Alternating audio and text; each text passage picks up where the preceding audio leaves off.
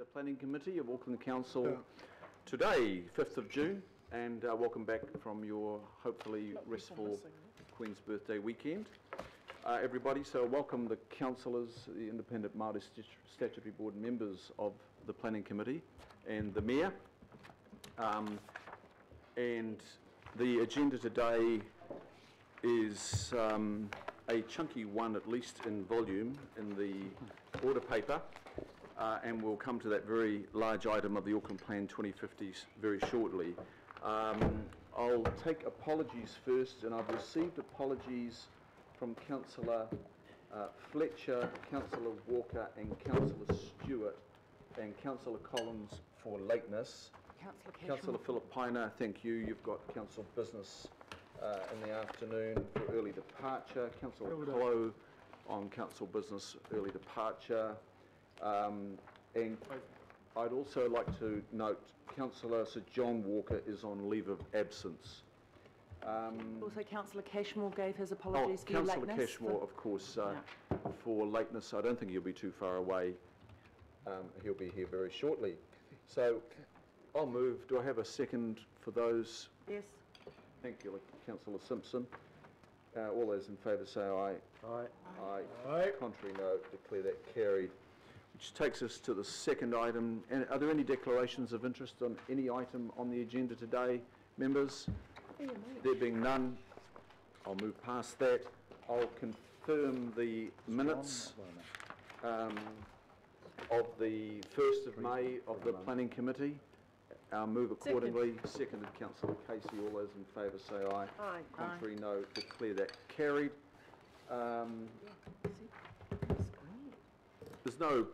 There are no petitions. There is no public input today. There is no local input today, and there is no extraordinary business, and there are no notices of motion, which brings us to item 9, and it is on page 9. It commences page 9 and runs through for several hundred. We'll come to that now. Welcome Jacques Victor and Denise O'Shannessy from the team, who have been at the forefront from the staff perspective of leading this. Members, I will move, and I think the Mayor will second. Mayor will second, so I'll move and second it.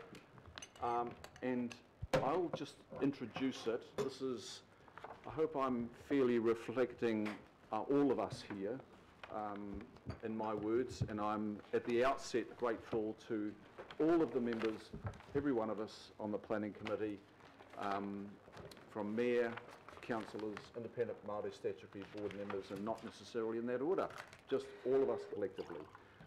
Thank you for your work on this. It's been tremendous. It's been a long innings, some 18 months, if not more,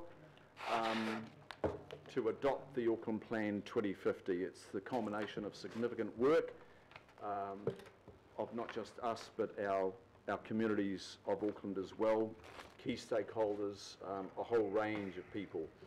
It does demonstrate the need for Auckland to be looking out, to be doing things today, yes, but to be looking out long and plotting a course for the future. So this document is forward-thinking, it is long-range, and it navigates our way into that long-range future. And there are some fundamental differences in this version of the Auckland Plan, and the Auckland Plan from 2012 was an outstanding document, but of course we've learned a lot since then, and things have changed since then. Probably the most fundamental change is the understanding now that we have for integrated planning in everything that we do. And this document, it lays the platform for future integrated decision making of ourselves and other entities across council and even Auckland. And of course that commences in our 10-year budget and our annual budgets.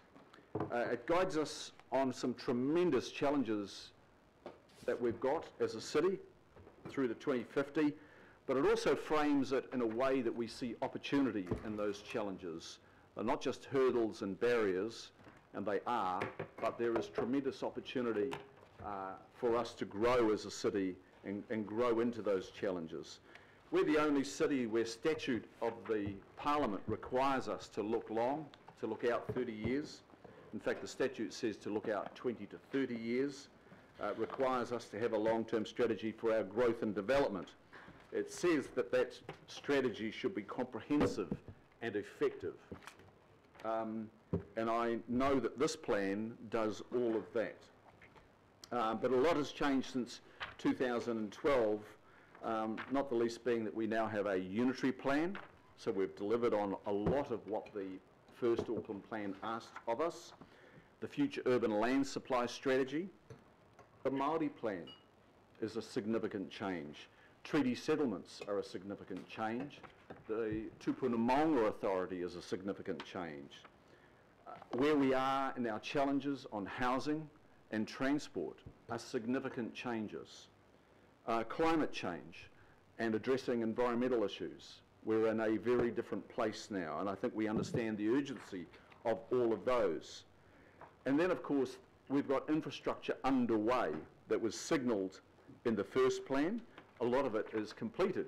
Waterview Connection, for example. The CRL is underway. We've signed up to the Housing Accord with government. So a lot has moved from 2012. The 2050 document focuses, yes, at a high level on how Auckland unfolds, particularly through the development strategy of the plan. And then we have the 6 key outcome areas, and it is very much outcomes focused, this plan, rather than a collation of topics and sectors.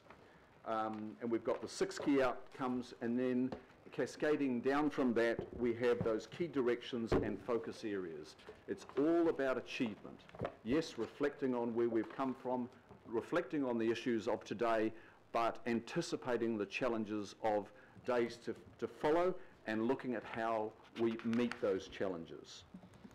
This time it's digital, it's not a doorstop, though it was a very colourful doorstop, the original one, and a very good doorstop, and a good coffee table book, and a good reference for our staff, and that's the most important thing. This one, being digital, allows us to update it as information comes to hand, and we could think about the 2018 census data that we'll be seeing early next year that allows us to take the digital plan and update it. And it is certainly a lot more cost effective to do it this way. The bill for the print copies and updating a print copy is enormous. I want to dwell on the engagement that we've had, because this plan is all about collaboration right across Auckland. We undertook a 2-stage engagement plan. You'll remember very early on, we tested some ideas and then we went back with our draft. 104 key stakeholders and partners from central government, of course, our CCOs, mana whenua, Mata Waka, 9 advisory panels and boards, 26 infrastructure sector groups. There are 22 other sector groups, that's public groups, 16 private sector organisations, and we had 2 neighbouring councils south of us participate, and the Upper North Island Strategic Alliance. And not forgetting the tremendous and ongoing and extremely valuable feedback and contributions that we've had from the Independent Māori Statutory Board. Since the draft, there's been some very deliberate work with government. There's been a close alignment with government on this document, and they have lent their support to the development strategy, which I think is very important. ATAP, of course, informs our transport and access outcome, and ultimately this brings forward a plan not just for Auckland Council, not just for our CCOs, but it's an all of Auckland plan with hopefully a broad sense of ownership.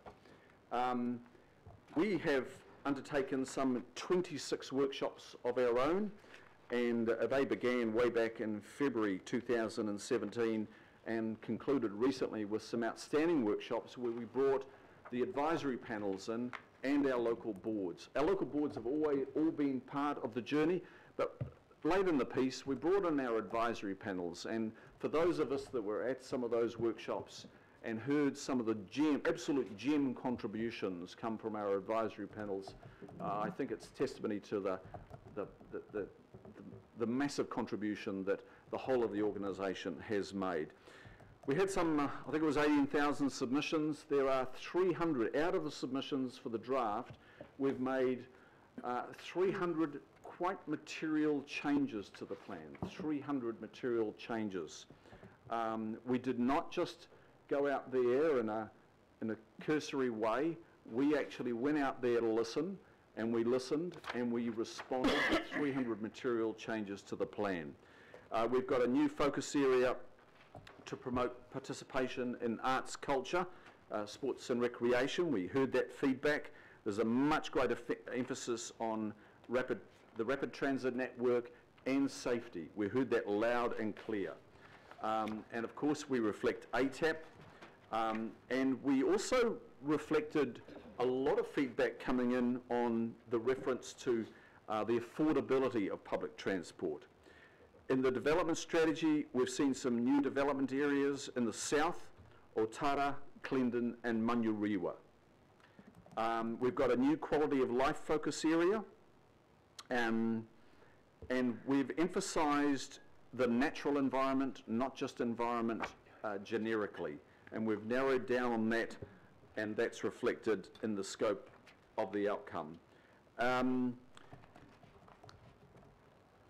A lot of submissions talked about the need, absolute need to see targets, and we've reflected on that, and we will be looking at an implementation approach with core targets. We'll be working through core targets with government, and then we'll be seeing some future work coming to this committee on some core targets, and you see that in the motions that we're putting up today. So those will sit outside the plan because those core targets need to be also dynamic and changing as we meet those targets. That'll be part of our implementation approach. So 300 material changes, great formal resolutions from our local boards, tremendous input there, and I think this is a considered and deep piece of work, and I'm committing it to this committee for support today. It sets the scene for a pretty good future, and not a pretty good future, an outstanding future for this city if we can meet those challenges and grab those opportunities that are before us.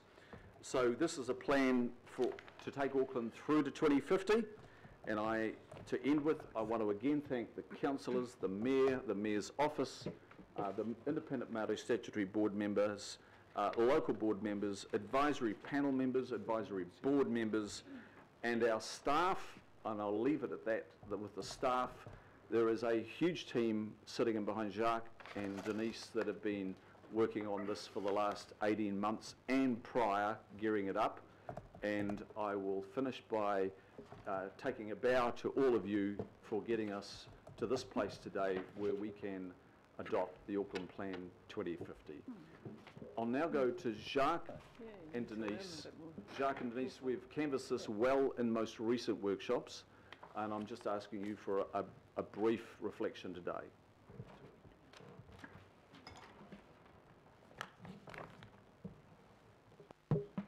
Kia ora koutou. Just wanting to make a couple of points around the consultation, which the Chair has already talked about. Obviously a very high level of engagement, over 18,700 submissions. Just wanted to make a couple of points about the Māori engagement, which was much higher than similar other consultation processes, so from 3.6% to 10% from the comparable LTP process 3 years ago. There was a lot of work done with Māori community groups who use their networks across the region to engage on the plan, so that has been hugely beneficial to lifting those levels of engagement. We also reached out to a wider audience through Radio Rātea, so there was debate on that platform, and also Up South, which is a digital platform where participants can share their ideas. So a couple of questions were posed to that platform, and we got some really good input through that. The members of the Asian community, the engagement was much higher than previous engagement processes as well, so lifting to 19% compared to 6% in the 2015 LTP. So there are a number of reasons for that. One of the groups that we worked with very closely was the Chinese New Settlers Services Trust, and they have a well-established network across Auckland, and through that we were able to drive that engagement higher. And very important to ensure too that we close the loop with these groups and tell them how the plan has been finalised. So these have been hard to reach groups in the past, and there have been some real gains there which put us in a good place for future engagements. The digital plan, so this is a first for council, first time we've delivered a comprehensive strategic digital plan, and it's been a steep learning curve requiring many teams across council to work together to really bring this into a future focused product that it is, and it will enable us to keep it up to date and keep it and make it a living document. So this really sets us in good stead for the future for any further changes in Auckland that we need to reflect in the plan as time goes on. Thank you, Denise.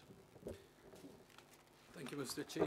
Just one technicality. At the last workshop of the committee on the 28th, you asked us to go and look at the section in the plan on the treaty, just to make sure that everything is factual, and also to make sure that we work with the IMSB in checking that. We have done that, and what we are about to hand out to you are some changes to that section of the plan, the final changes, which are slightly different from the ones that you see in your agenda. So just to technically finish that off. And that really is about all there is to say. Thank you. We'll wait for that to be handed out, and if you could just take us to that particular page on the agenda, and we'll just reconcile. Yep. It is page 28, I think, isn't it? Thank you,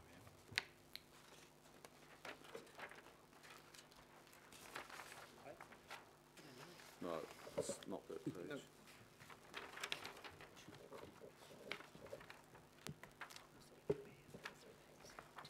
I'm going to ask,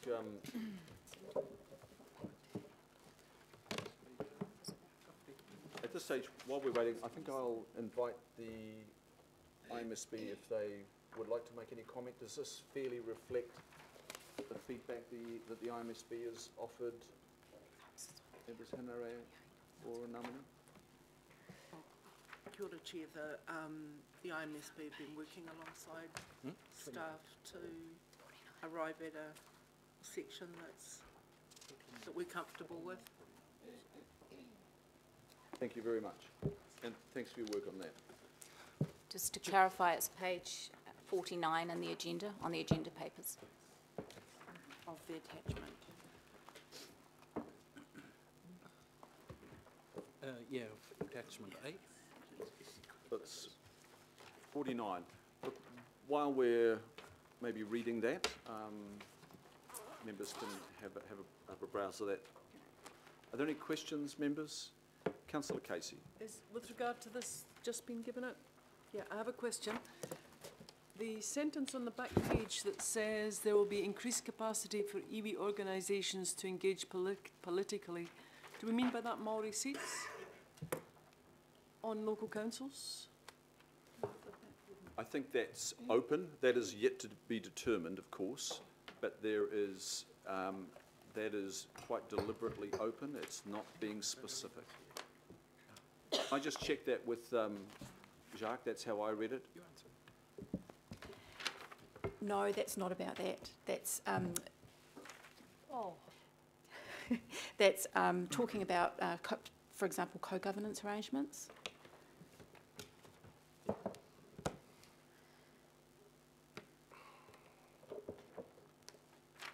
Shall I take another question, Councillor Casey, or you're still perusing it?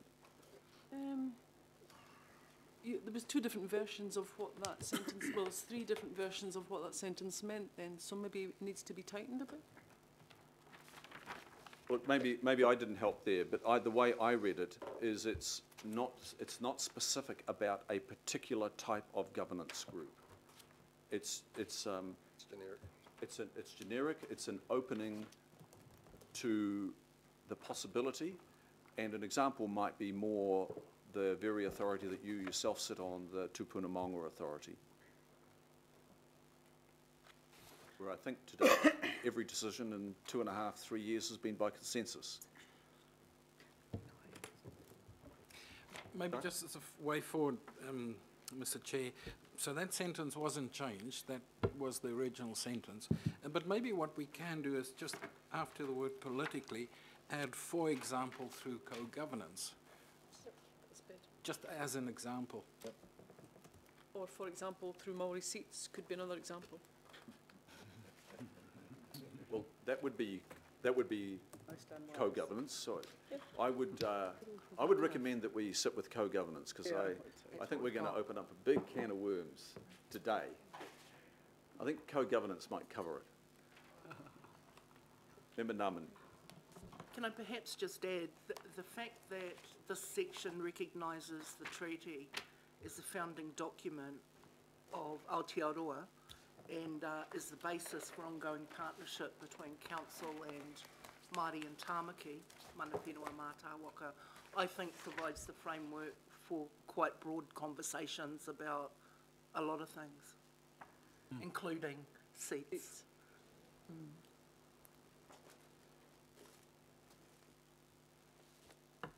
Okay, we're all good there? Thank you.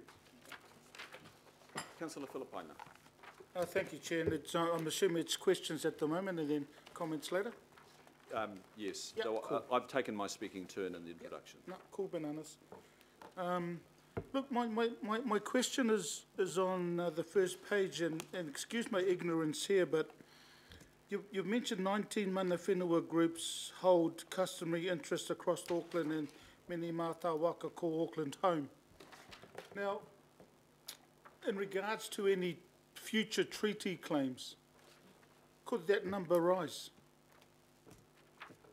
I only mention it because we're being specific here. Well, I think that's a bit of a difficult question. Well, for these it fellows. is, sorry, I'll wait for, yeah, and then I'll just have a comment. I'll just clarify why I've asked that question. Okay. I'll ask Luella to answer that. Through the Chair, kia ora, Councillor Filipaina. Yes, there is an opportunity. There is a possibility that the numbers could rise as those hapu start to gain their own ability to stand on their own feet. Yeah, and that's within Tāmaki Makaurau. Tāmaki Makaurau. So would it be advisable that we have currently, there are 19? That just leaves open the possibility that if other, look, I'm just putting it on the table. I see Leanne saying no, but you know, that's the reason for my question. Can we, look, we're in the final throes. There is scope within the recommendations that are before us today to work out any changes that are the product of today. But they would be sort of minor changes and editorials, because I think we've thrashed the real essence of this plan out at the numerous workshops, and particularly the most recent ones. But can we take that point? I think we've got a response here, but we just need to also hear from Jacques as well. Member Ngamani. Kia ora. I just want to make a comment that the 19 mana whenua groups and the 19 mana whenua groups, I don't think there are any others in the woodwork in relation to that. Opening that door, I mean, those mana whenua groups have, for the last decade or so, if not more, you know, been engaged with Auckland Council in different ways, shapes or forms at different levels. But I wouldn't think that we're talking about opening up mana whenua groups. My understanding is those that are identified there are other groups. Just playing devil's advocate because we're being specific. Thank you. That's all. I think we're going to sit with what we've got. Are you satisfied? And Oh, thank you for I'm raising good. it, Councillor I mean, Filipaina. yeah, look, I'm happy, but playing devil's advocate, knowing the treaty process, and there could be. Well, Ngāpuhi will tell you when they're coming anyway. It's That's why I mentioned it. They didn't always tell They us. didn't tell you last time, yeah, did they? yeah, we didn't. We forgot to tell you the last time that we Jacques? Right. Mr. Chair, that probably would be an example of those things. When things do change, that's the beauty of the digital plan. It's quite easy for us to change that. Absolutely. Thank you. Councillor Hulse. Thank you, and I'd like to reserve my right to say something. So my question is, and this is the joy, I think, of the digital format of this, will we be looking at referencing the Auckland plan in our key committee agendas? In other words, the Auckland plan says X, Y, Z, therefore the recommendations are ABC. I'm presuming that we will treat it that way, because, and the reason why I ask that, Mr. Chair, is by agreeing to this today, this does become our founding document, and our decisions that we make need to be congruent with that. Absolutely. Jacques? Councillor Hulse, that would be part of what recommendation D is pointing towards. That once this is adopted as an organisation and as Auckland, we're going to have to think about how do we implement it. So that might be one example of some changes that need to happen. And the reason why I raised that, Mr. Chair, is I'm on a little bit of a mission, and hopefully a successful one at that, in the way that our reports are very clear, open and transparent in the way that they reference where these decisions have come from, and they show quite clearly the whakapapa of the thinking and thought that's gone into it. Very good point, and thank you. Councillor Simpson. Thank you, Mr. Chair. Jacques, my question is on heritage, and just for the benefit of this meeting, noting it's obviously recorded in public, the concerns that have, the major concern on the Auckland plan that's come through me has been around the huge amount of heritage, the 14 pages of the last Auckland plan versus the way that heritage has been addressed in this Auckland plan. Could you please just confirm for me how heritage has been embraced in this Auckland plan, and give me and potentially a lot of Aucklanders confidence that it hasn't been dropped because it's not a separate section in its own? Thank you, as an area of emphasis. Thank you.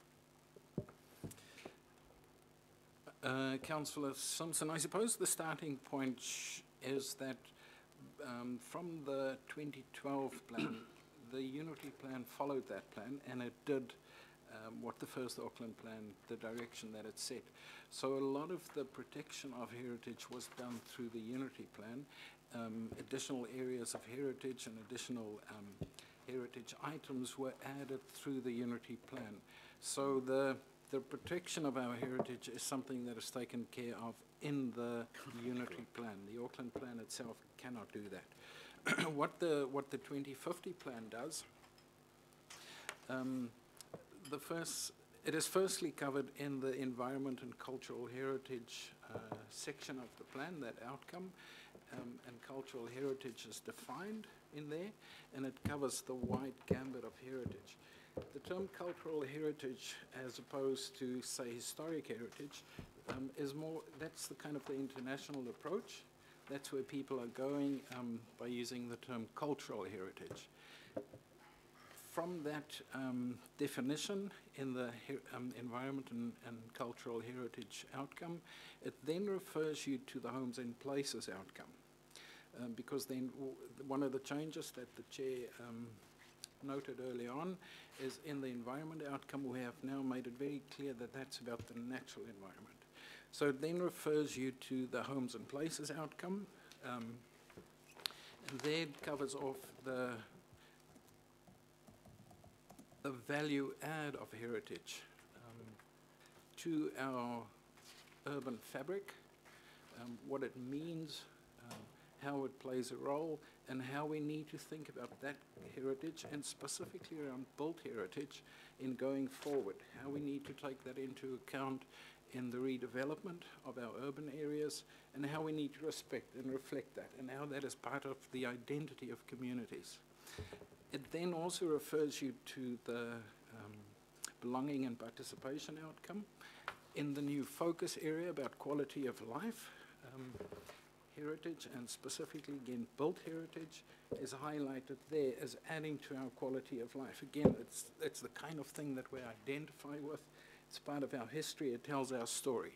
And so that's how the plan takes care of heritage. It doesn't have a particular outcome, but it is captured in a number of the focus areas. Thank you, Councillor Simpson.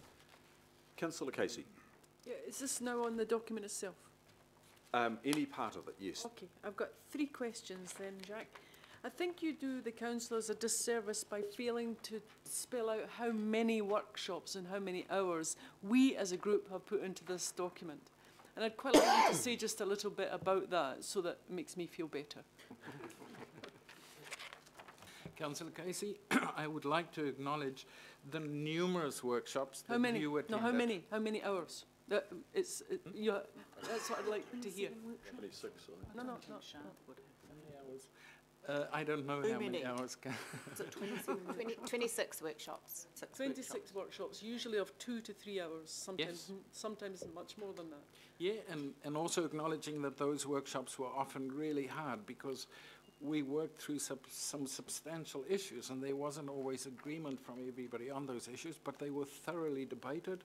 Absolutely. You have given us direction to make many changes, those changes. So the plan is developed over the past, let's say the past year, and when we really got into the engagement. The plan has changed a lot. And I will also acknowledge you've got us to make many of those changes, speaking on behalf of your communities. So it really has been something that we all developed together, and it has gotten better and better, I think.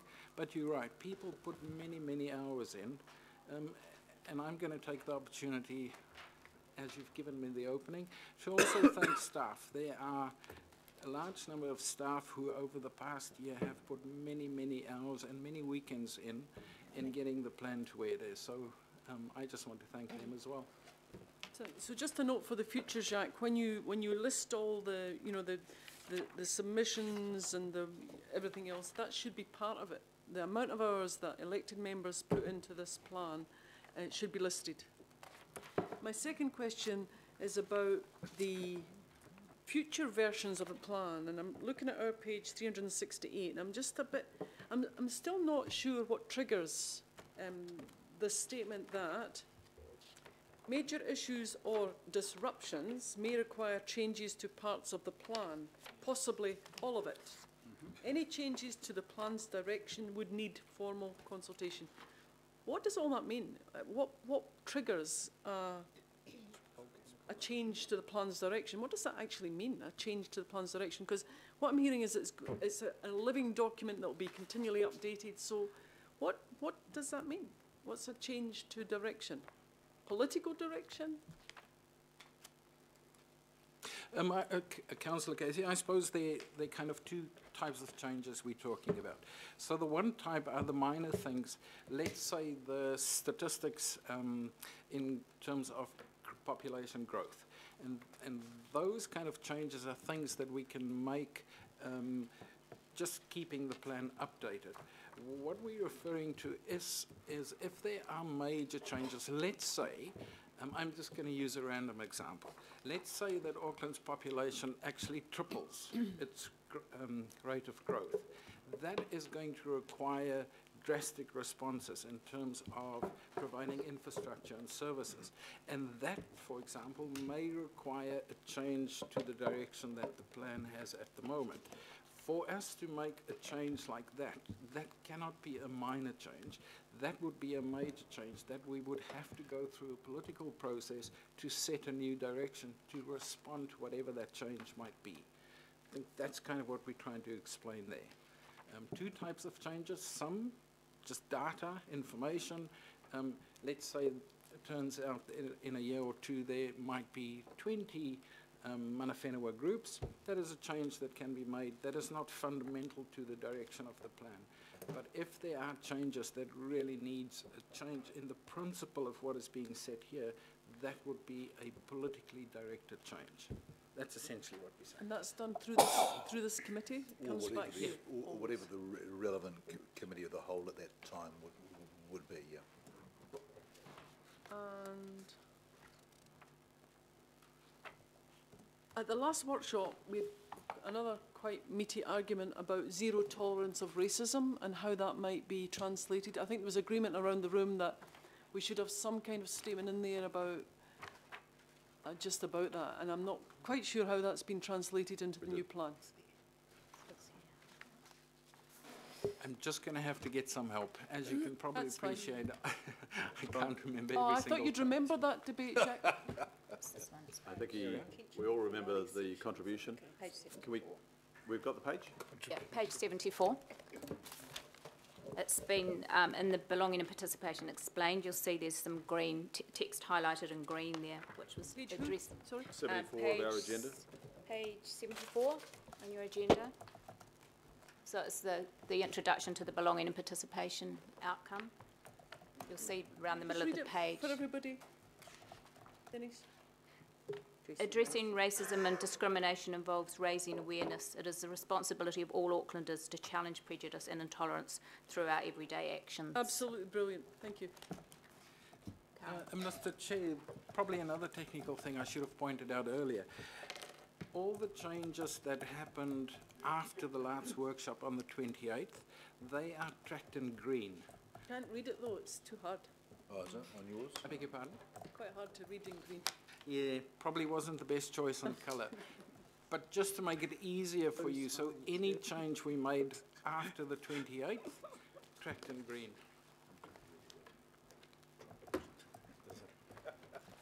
I'm told it's very good on the electronic version. If that helps, Councillor Casey. It doesn't. Show you my Councillor Wayne Walker. Cool. Got a few questions, and I guess my first one is just further to the question that Desley asked about culture. There were a large number of submissions that were critical of the lack of reference to sport, arts, more emphasis around heritage, environment. Can you just describe what changes have been made to accommodate them? Councillor Walker, you're right. There were large numbers of, if I remember correctly, and this is going to be a guess on my part from the workshop, but I think it was around 1,000 submissions that specifically spoke about arts and culture and or sport and recreation, and people wanting to see a bit more of an emphasis in the plan on that. There was some emphasis on both of those in the draft plan, but people felt that it needed some more. And so in response to those submissions, that's where the new focus area, so we created a whole new focus area around quality of life, and that talks about sport and recreation, arts and culture, and built heritage. In terms of the contribution it adds to the quality of life of Aucklanders. And of course that is different for different people, but that is essentially the result of the submissions, is we created a whole new focus area around quality of life. Okay. Got another question just on page 217. That's in the agenda, and it's about climate change. It mentions our involvement, our membership of C40. It doesn't make any mention of our ongoing membership of ECLI, which is a city's advocacy group that the council has been involved with for some time. And yes, I mean, C40 is critical, but advocacy is also critical at a city level, and I just wonder why there isn't a mention there. That may just be an oversight, and it may be possible to correct that.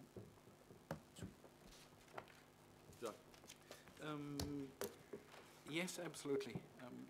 We try and highlight certain things. Of course, we don't highlight everything, but if the committee wishes, we can add a link to that as well, yes. Thank you. Well, I think we'll just capture that, and I'll just ask the staff to check in with Councillor Hulse on that one, because it crosses over into your committee. If there's any, and that is if there's anything else, Councillor Hulse, that we have membership of that might need to be referenced. Carrying on. The other question I've got just goes to page 34 and just mentions the effects of climate change.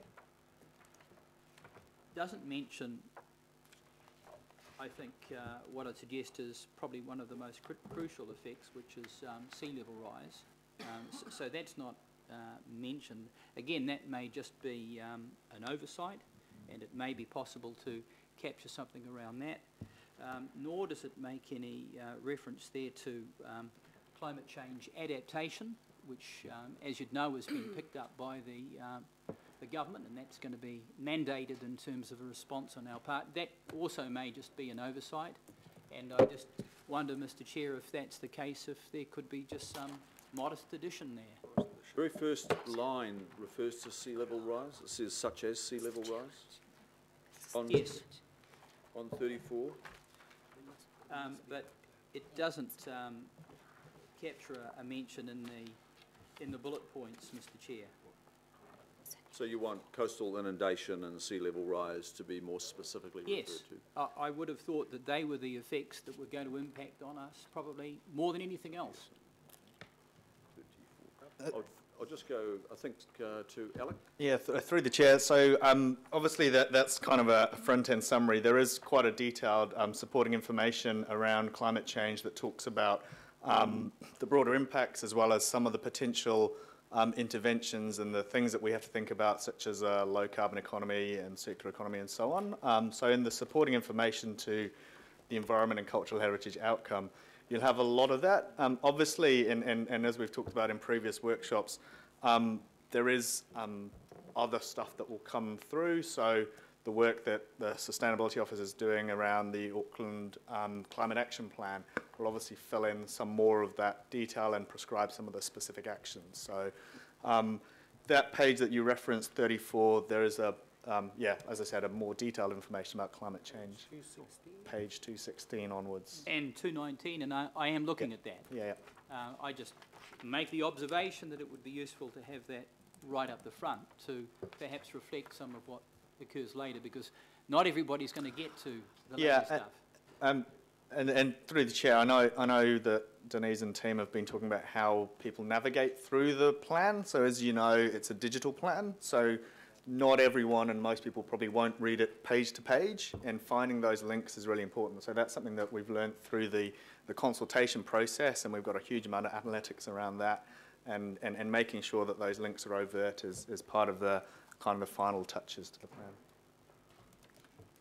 And the other question I've got, Mr. Chair, it just goes to page 135,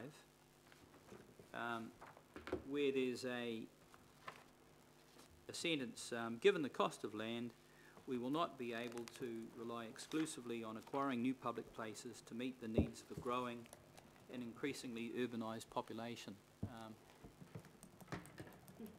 I think the concern that I'd raised generally, Mr. Chair, that I've raised often is that it's going to be pretty grim in terms of the amount of recreational space that's going to be available to people, because we're very much trading off the existing reserves that legacy councils have provided. Our development contributions aren't adequate. The situation in brownfield and greenfield areas is, as I say, very grim compared to what Aucklanders have been used to. So I just don't know that we're telling the story as well as we need to there, Mr. Chair. And again, that just may be something that the officers haven't picked up on, that we may be able to add something to. Thank you. Anything to, I think, take that feedback on board? I think that was being asked for. Yeah, so maybe, can I just Yes. recap on both? So the first was to maybe just add a bullet around sea level rise or inundation and adaptation on page 34. I think that's quite easily done, just in that summary. In terms of the public land, absolutely hear what Councillor Walker is saying. Part of that focus area is, however, to make the point that we need to start thinking differently about what constitutes public space. And so it talks about our road corridors, that you can think about them differently and achieve quite different outcomes if you think about them as something that moves vehicles, but also a place for people. And so that's the key message. But yeah, absolutely, that it isn't saying that there shouldn't be any new reserves. It is just acknowledging there are more than one way of providing public space. Correct. Thank you. And I just make the observation, Mr. Chair, that it's actually quite a fundamental shift that's occurring, and my concern is that that doesn't come out. It's going to be quite a dramatic shift in terms of the Auckland of the future compared to what we have now. The other question I've got, and I'm just trying to find the page, the officers may be able to help me. I thought I'd notated it, and that's around the section that covers off the Port of Auckland. And while you're looking for that, can I go to another questioner? well, I can ask the question because I know what the issue is. Is there a reason why we're not referencing the context of the Port of Auckland compared with the other North Island ports, and obviously the possibility of more of a complementary relationship and perhaps a wider port study? If I remember correctly, what that section on the port does is it kind of puts in context where we got to as a council through the port study, but then acknowledges the work being done through UNISA and through central government on an Upper North Island logistics strategy, I think. Does it mention that? I think it does. If it doesn't mention it specifically, it probably mentions it kind of more vaguely, but there certainly is a reference to more work being done, and that the future of the port at this stage isn't exactly clear, which is why we can't, why we don't take it any further in the plan, because we know that those changes are coming. Well, I haven't got it in front of me, but my recollection is that there wasn't much of a reference. If there was something there, it must have been very vague. I can go and double check and make sure that... Councillor, I think we'll just check that for you, because we know about this so-called Upper North Island Supply Chain Strategy. That's a working title. If we go and put that in there, and the terms of reference are signed off by Cabinet and they call it something else, the language is redundant already. So that's why I thought the staff were trying to reflect the general intention of what we're hearing from government on the very work that you're reminding us of. I just didn't pick it up, and again, that may be an oversight on my part. Okay, good. We'll double check. Just double check, and thank you. Councillor Sayers. Oh, thank you, Mr. Chair. Just what, maybe three questions that are related. Around the item on homes and spaces, Jacques, and we talk about there in the lead-in that we need to be thinking strategically about secure, healthy and affordable homes, which is good. So my question is perhaps going to the measures that has got associated with those. There's a number of measures in measuring the progress. There's about 5. Which we'll monitor going forward. Councillor Sayers, would you like to bring us to the page reference so that we can all follow you? Yes, if I could bring you to page, in the agenda page is 369, Mr. Chair. Thank you.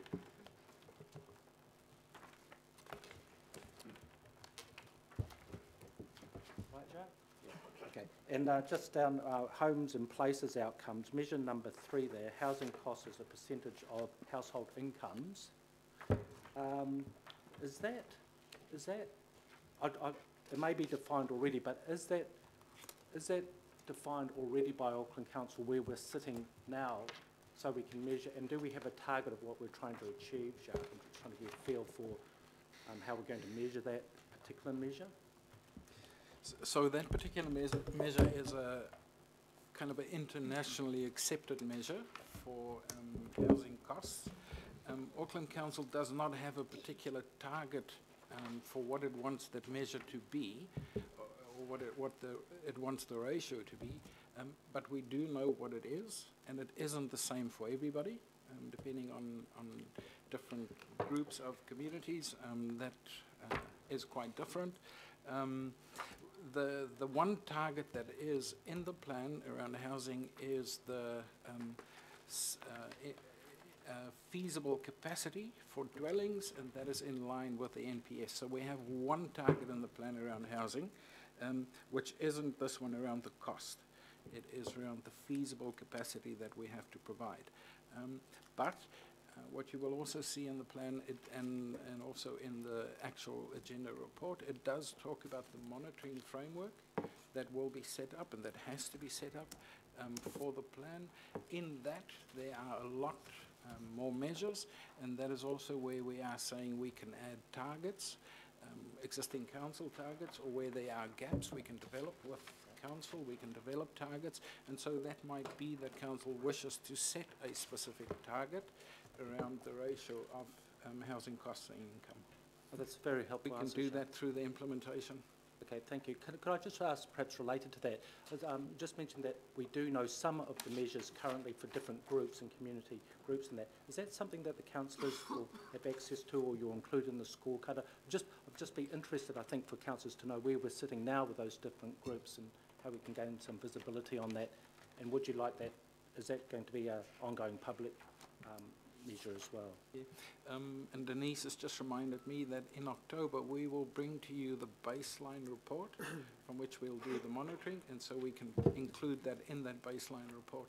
Yeah, right. Thank you. Thank you, Councillor Sayers. Member Namani. Oh, kia ora. Just rereading through it last night, I came across a couple of things that I think fit in the parameters of minor edits that will be satisfactorily covered by B, but I just wanted to raise it here just so that you know what I'm referring to. On page 55, so agenda page 55, there's a section on Māori and Tāmaki Makaurau. And again, I think this may also be about just aligning the hard copy with the digital version too. There could be a bit of that. But I note that's the reference to mana whenua mātāwaka, and yet the identifying the 19 iwi and hapu don't come up in the plan until page 70. So it's kind of like it seemed the right place to put it there. These are the types of minor. The table itself, I think it needs to be clear, have a clear table heading that's on page 55, because essentially what you're starting to get into what's essentially demographic, and this is the top 10 iwi by population in the Auckland region. And so I think the lack of a heading, people could infer that perhaps the wrong way when you mix it with mana whenua mātāwaka, and we kind of don't need, that confusion. So that's kind of, it was just a minor issue that I hopefully can just be tidied up in the final draft. There may be a couple of other minor matters of that ilk that I would hope could get captured in the wash-up. Thank you. I think that just makes a lot of sense. And Mr. Chair, probably on that note, it still needs a good editing. I have no doubt there might be the odd typo, there might be headings missing, like Leanne has just pointed out. So, and there is a recommendation to give the chair and the deputy chair the delegated authority to just clean up those minor editing things. Thank you, Member Namani. Councillor Newman. Yeah, hello.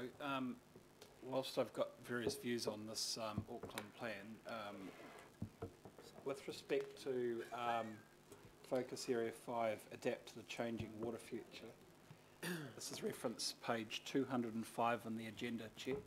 Thank you. I just wonder, and you're saying, how can this be done? You've got a couple of bullet points. I think firstly, because the Auckland region doesn't have a supply of water to sustain its current population, let alone future, we are reliant on water sources outside of the Auckland region. I'm just wondering if there is a need to bullet point that we will work to secure the necessary consents for the taking of potable water from the Waikato in the future. That's the first point. The second point is in your first bullet point, it says, you've made the point, and it's a little ambiguous, this may include finding alternative supplies. I take that as code for, and I support, supporting changes to the technology for the reuse of treated wastewater, which will be put back into the potable water supply. And I'm just wondering, frankly, if we should say that, because that's what's going to end up having to happen. And there's a yuck factor to that, but more and more cities are having to address the issue of security of supply by treating wastewater, bringing it back to an acceptable standard, and then putting it back into the potable water supply. I'm just wondering if we should flag that, because that's in the end where Watercare will probably need to go. There's a big cost involved with that, but if this is a plan for a generational plan, I'm just wondering if this is the time to say it. Alec? So through the chair, yes, you're right. I mean, there is, I guess the subtext there is we are going to have to think about reuse of treated water. We had a really good actual discussion with Watercare in terms of following up from the draft plan, and they were quite encouraged that we were starting that debate because, as you've noted, it is a public perception question. Yeah, I don't know whether we want to make that change now or whether we're happy with the words as they stand, but broadly you're kind of on the money in terms of where we are. Chair, it's not just the yuck factor. It's substantially more expensive to go and, you know, rather than taking water from the source and then treating it, what you're doing is that you're taking wastewater, you're treating it and then putting that back in. So it's about probably 3 times more expensive, but if you want to get security of supply, you have to do it. Yep. And I just think that bullet point is ambiguous. Some people will understand what that means, but I just think that if you're going to start that conversation, just say that that's probably where we're going to have to go, because you're talking about may include. May include doesn't actually tie us back to that, but this is what it means, and we ought to say that if you want to get security of supply, Chair, because otherwise what you're reliant on is continuing to try and take water from a region for which we have minimal jurisdiction. Waikato does not necessarily guarantee us supply in perpetuity for an expanding population. And I don't know of anyone who wants to go and start to dam the Auckland region for a supply of water. Can we just check that? So the way it's languaged at the moment, I just want to tease this out. I mean, Councillor Newman highlights the possibility of using black water. We could be using grey water. We could be using local supply, neighbourhood supply. We could be desalinating. There's a whole lot of possibilities here, but we're not. I think what we're trying to do there is signal that there are other means, and work has to be done to arrive at the preferred means. Yeah. And the other point, though, sorry, through the chair, is the network that you need. So it's not just about taking black water. You need to make sure that the network can support it. So whether or not you're capturing stormwater or capturing wastewater from a house, or as Councillor Darby said, you know, finding alternative groundwater sources, it's all in the preceding, I guess, direction about making sure our networks are resilient, and that ties into the infrastructure strategy as well, which forms part of the development strategy. What is Watercare saying about this? Sorry. Mr Chair, I just wondered if I could short-circuit this with a short circuit. comment. Councillor Newman, do you mind a short circuit from And Councillor? I'm always up for short-circuiting. Good, and I hope it's a useful short circuit. Councillor Newman's right on the button, and the discussion that is taking place between Auckland Transport, Watercare and Council in the development of the water strategy, coming to an environmental committee meeting near you soon, will actually expand on exactly this. Can't keep dipping into the Waikato, can't keep stopping people having water tanks, can't keep putting sewage in our harbours, can't keep having stormwater, you know, going to pot around the region. It's all coming together in this one big discussion. So thank you, Councillor Newman, for highlighting it. Urgently needed. We signal it in here. The work is unfolding as we speak. So it's integrated waters as opposed to not Exactly. just a single consideration. This is, and I've avoided calling it the three waters strategy because we actually have 5, 6 waters. Yeah. We've got, you know, our artesian waters. We've got a whole bunch of separate waters. This is a fully integrated approach to water, not just how you fling it in pipes and forget it. Can we take those contributions, Councillor Newman's and Thank you, Councillor Daniel. Hols's, and Yep. ask the Spot on. staff to reflect and bring those possible changes to the Chair, Deputy and Mayor? Just on Councillor Newman's first point around the consents for the water take, that is on page 31 of your agenda. Sorry, what page? 31. Thank you, Councillor Newman. And Councillor Hulse. I'll now go back to Councillor Wayne Walker. Another question? Yeah, just another question, and again, it just may have been an oversight. I'm looking at Pukekohe, which is obviously referenced under Pukekohe, what it will look like in the future. Is this, you're at the development strategy? Page, no, I'm in a couple of areas, Mr Chair.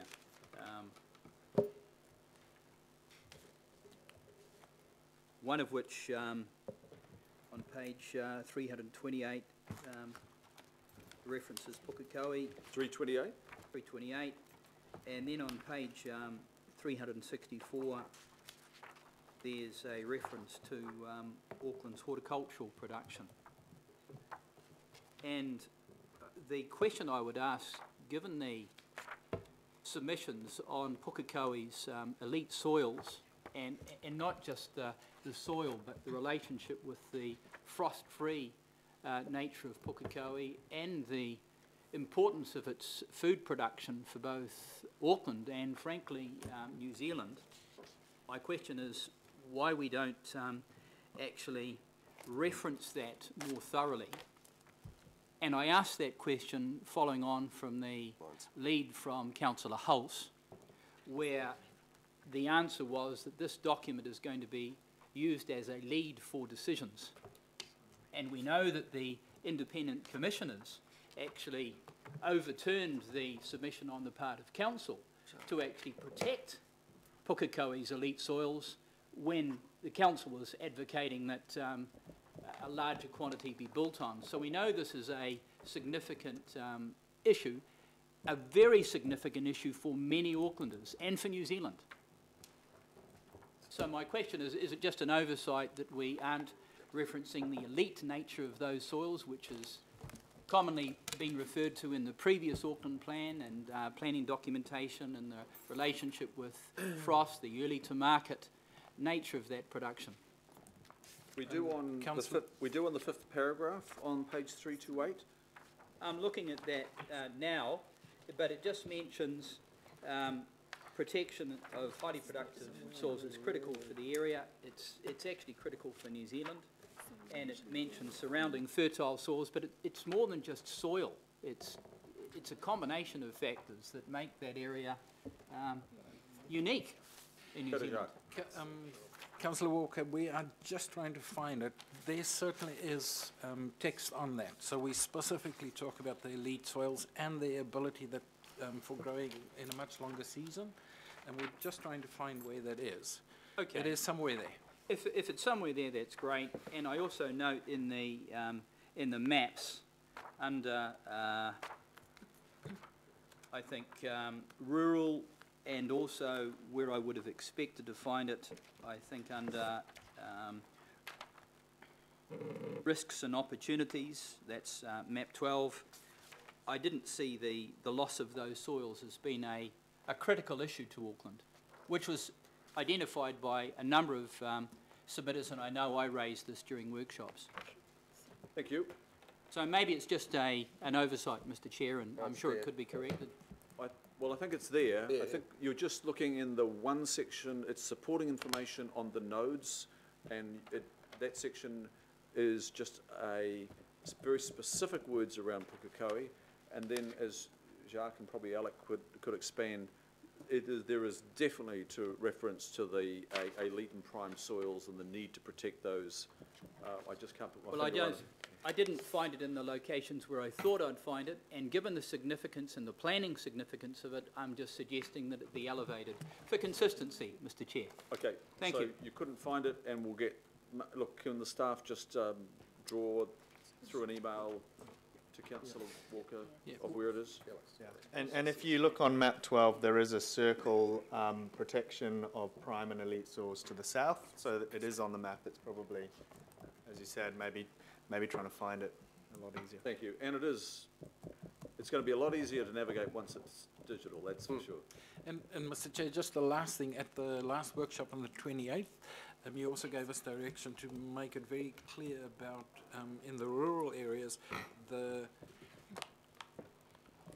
enabling rural production growth, but not residential growth. So those tweaks are made throughout the whole plan to make that clear that we are supporting production, but not residential growth. Good, thank you. Councillor Bartley. Thank you, Mr Chair, through you.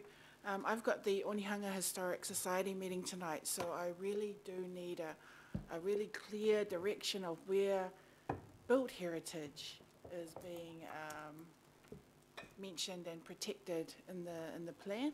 So I see a reference on page 215 to built heritage, then it refers back to homes and places, but there's nothing in there about built heritage.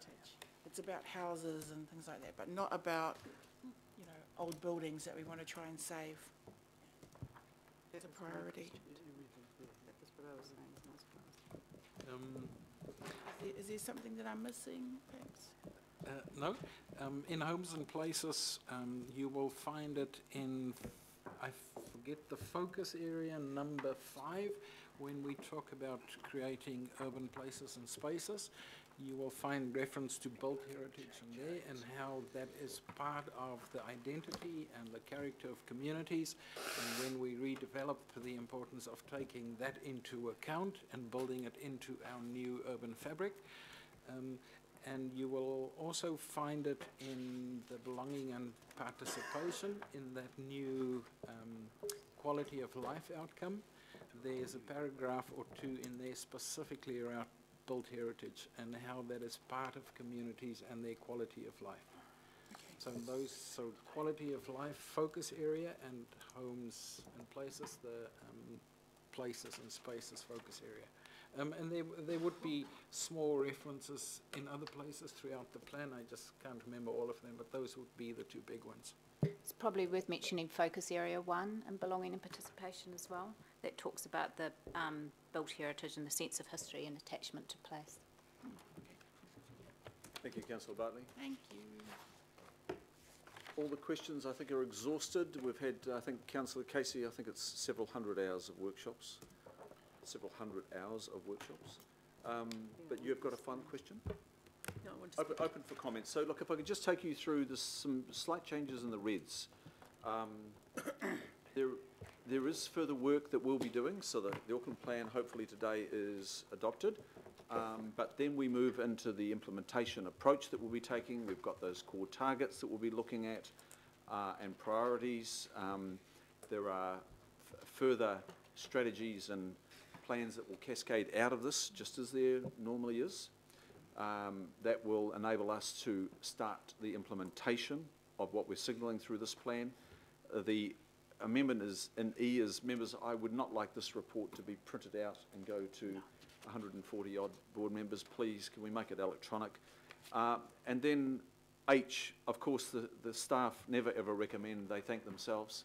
But on your behalf, I've drafted the H, and not just the staff, but in fact, it's all of those, mana whenua and mata waka, the IMSB, Mayor and Mayor's office, the councillors, all of us, local boards, particularly the chairs that came along, advisory boards, have we got them there? No. We need to add the advisory boards. Panels. They're called advisory panels. Set for city Is there centre. anything missing there, members? Can you spot anything from those parties that made significant contributions? Excuse me, Mr Chair, the Central City Advisory Board came pretty much to every workshop. It's up there. Yeah, and we'll just advisory boards and panels and boards. As did the university, actually. They were on behalf of the City Centre Advisory Board. Amy Malcolm, I think, is a member there. I think we've covered it. Anybody now like to speak? I've spoken to the motion. Anybody else would like to speak to the motion? Councillor Hulse.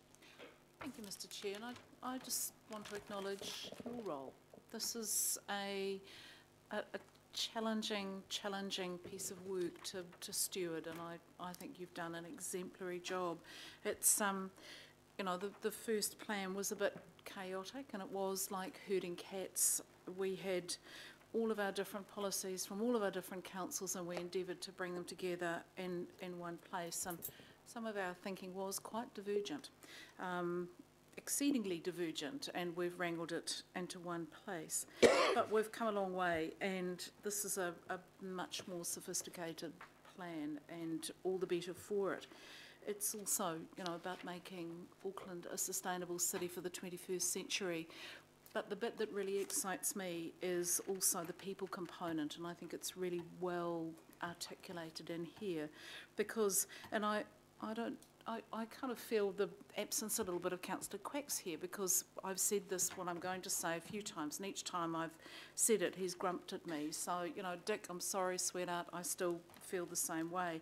One of the advantages we've got around amalgamation, and it's articulated here in the plan, particularly with the heat maps, is it is an opportunity to deal to social equality around the region. And if you look at some of our heat maps in here, it's clear that in some parts of our region they're not doing well, and this is our opportunity to retool that, and this is one of the huge advantages of this plan, because being a sustainable 21st century city is also one that has social justice at its heart. And I may have got myself offside with people talking about the fact that in parts of our city we have pretty manky playgrounds, and in other parts of the city we have great playgrounds.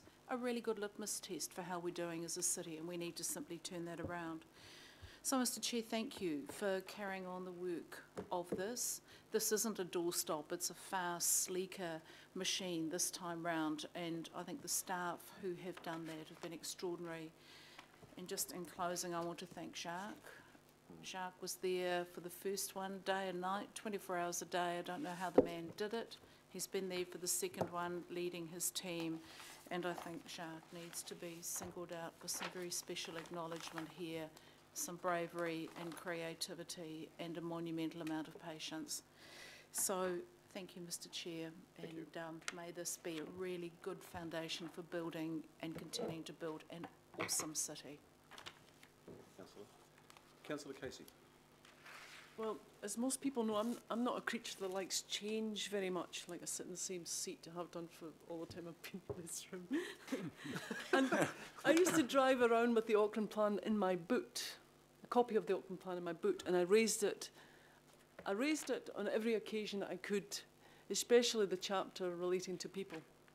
And I want to say that this new plan, the 23 pages that relate to people, which is belonging and participation, I think we've had epic battles, blood, sweat and tears went into every single one of those words. But for me, it now reflects what I'd like to see Auckland become. Because you can have all the finest infrastructure in the world, but if you haven't got a city that's inclusive, where you feel that you belong, then you don't have a livable city. So I want to talk about that particular section. because it's very meaningful to me. Mahatma Gandhi said the true measure of any society is how it treats its most vulnerable members. And within that belonging and participation section are our most vulnerable.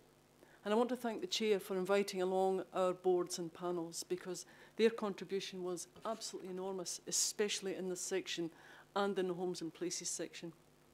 So it wasn't just their submissions, it wasn't just them coming to us as a body, they were actually at the table, and that was phenomenal, and it was a first, and it worked, and we should do it again.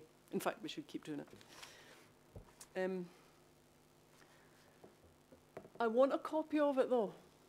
I want a copy of the plan to put in my boot and carry around. Well, And you there might be, not, there they might, might give you one. there might be more people. I'll buy my own paper and I'll print it out and I'll get a binder, right? You don't have to worry about it. But there might be more people like me. It's just, I want to keep saying that. The seniors panel do make that point that not everybody's computer literate, not everybody has access to a printer, not everybody can go to a library and use the computer. So it's a great aspiration, and I keep telling you that, to be paper-free, but there's a transition period that will take quite a long time. And so while that's great, that we're distributing it electronically, I need to have copies somewhere.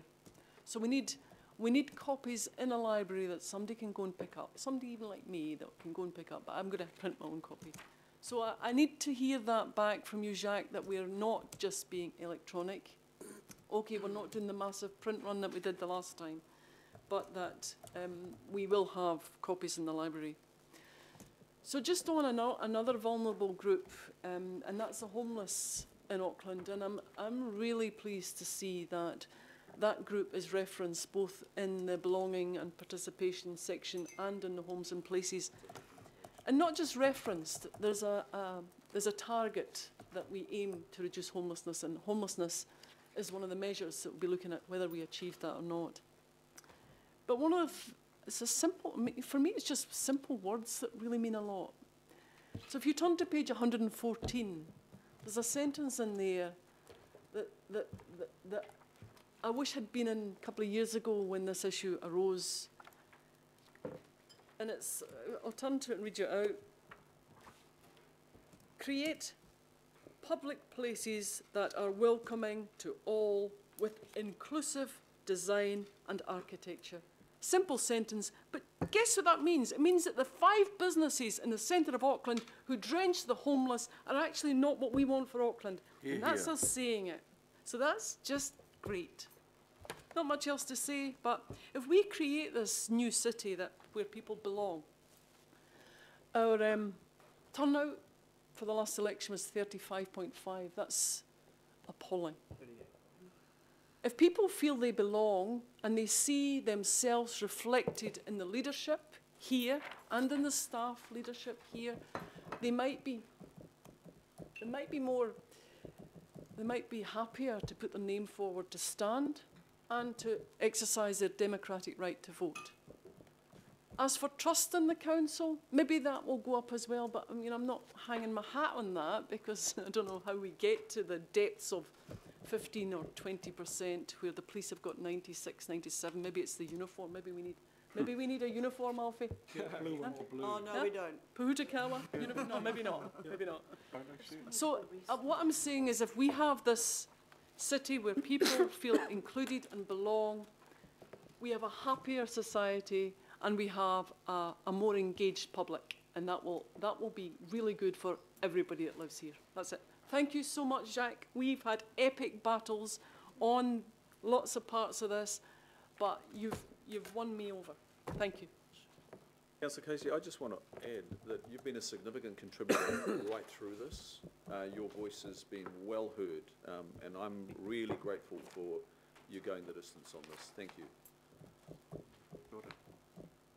Councillor Filipaina. Thank you, Chair.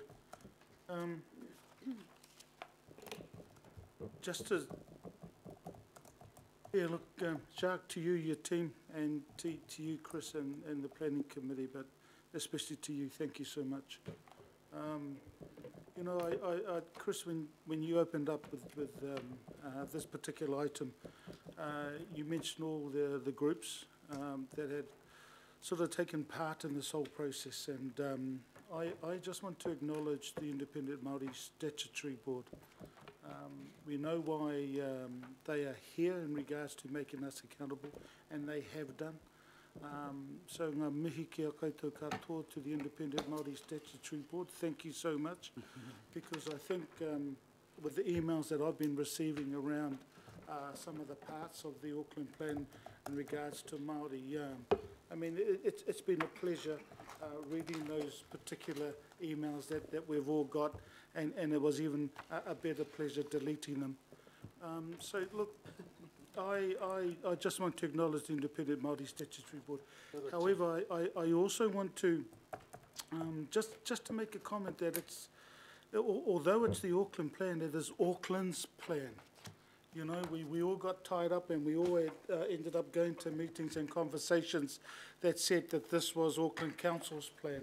Well, it's not Auckland Council's plan, and you know, you've been consistent and pushing that as well as our staff and people around this table.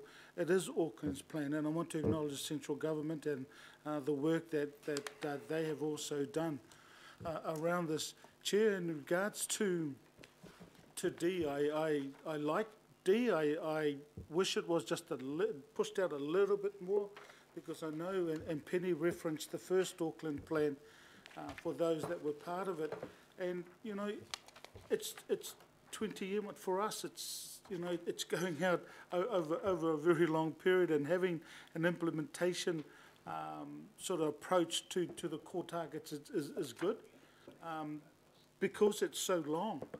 And it's out into the future as our strategic plan, as an Auckland strategic plan. It's important that we do ensure that the targets we had from, if it does go through, and I will be supporting it, that if it goes through, that we ensure that our key stakeholders and our public and our community have been brought with us. So, you know, it's good to have that one in there. Look,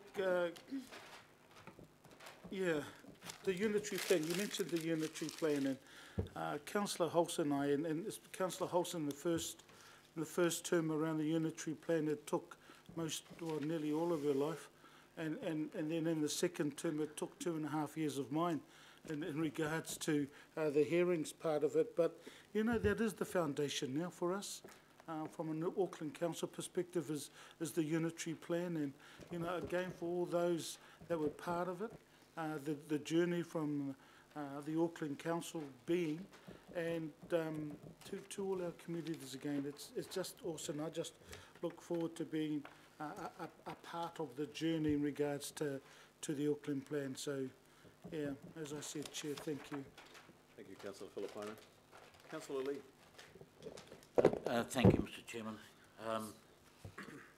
I will speak frankly. This new Auckland Plan is inferior, markedly inferior than the original and existing Auckland Plan. It's inferior, markedly inferior in the way it deals with the environment, the way it deals with historic heritage, the way it deals with transport, and with cultural and social infrastructure. There are reasons, moreover, to question the legal validity of this plan. Under Section 79 and 80 of the Local Government Auckland Council Amendment Act, the existing plan, the spatial plan for Auckland, may be, I think it's Section 82, may be amended. This is a complete rewrite. So in terms of the Act, I challenge whether this new version, completely rewritten, complies legally. We are obliged, like everyone else, to follow the law. Our legitimacy is based on acts of Parliament. And in terms of this particular function, we have to comply with the Act. I don't believe we have.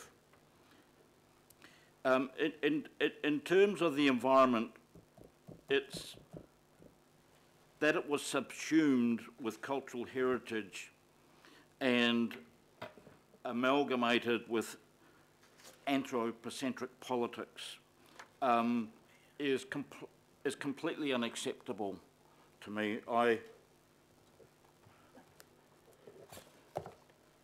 Direction 1, ensure Auckland's natural environment and cultural heritage is valued and cared for as if they were equal. Apply a Maori worldview to treasure and protect our natural environment. Taonga tuku iho. How? What is that really?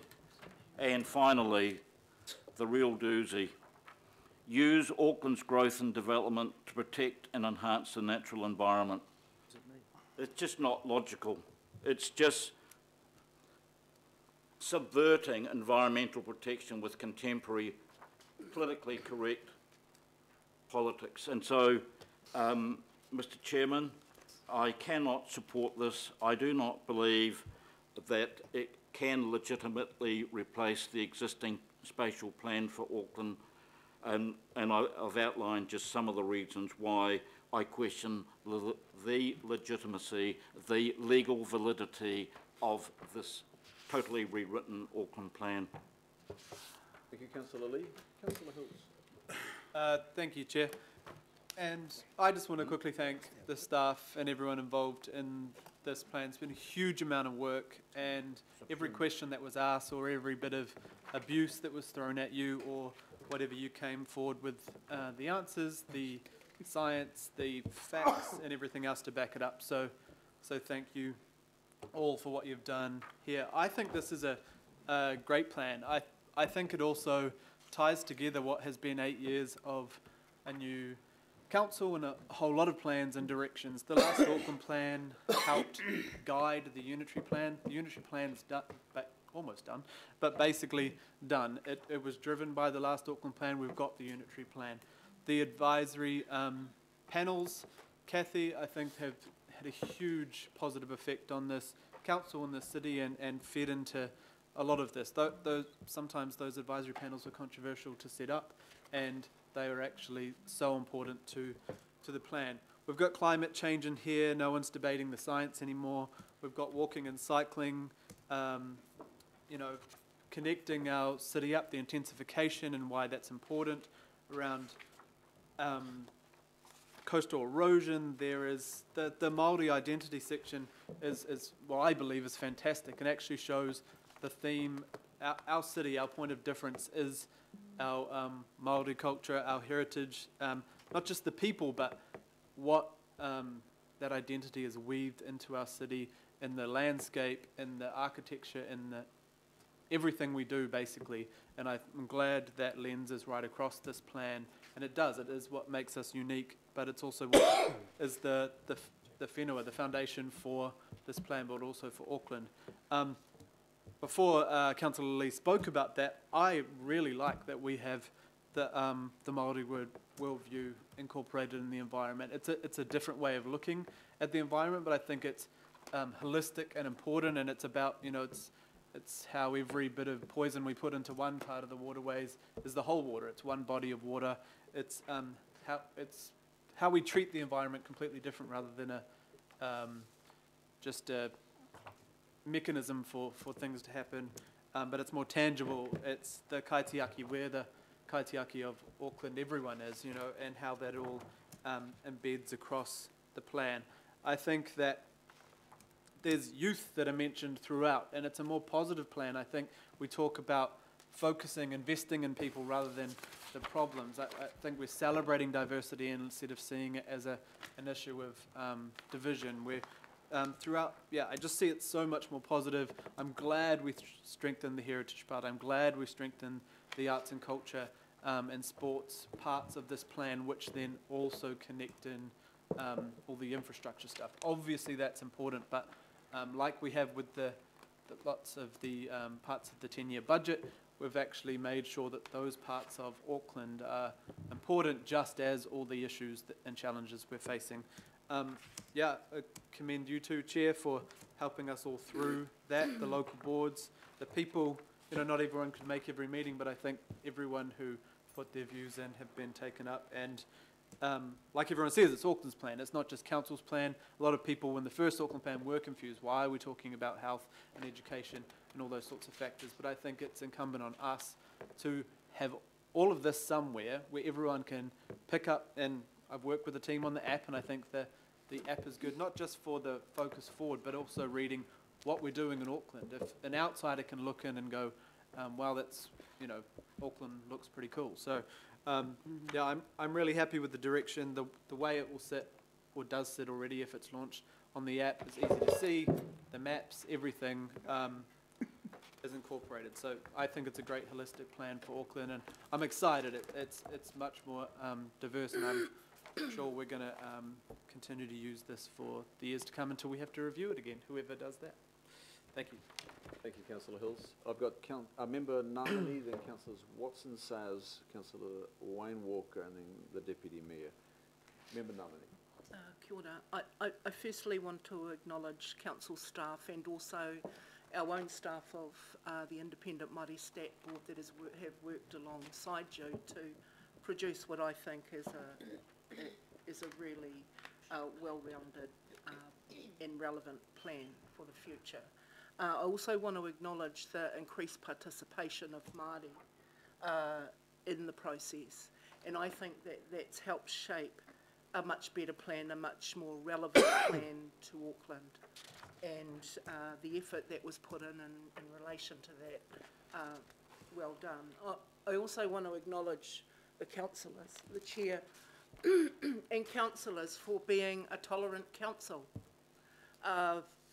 10, 15 years ago would have never seen some of the drivers that are in this plan even see the light of day, and it's good to know moving forward we have a tolerant council that's willing to explore all the opportunities that are open to both Māori and Pākehā and all cultures that reside in Tāmaki.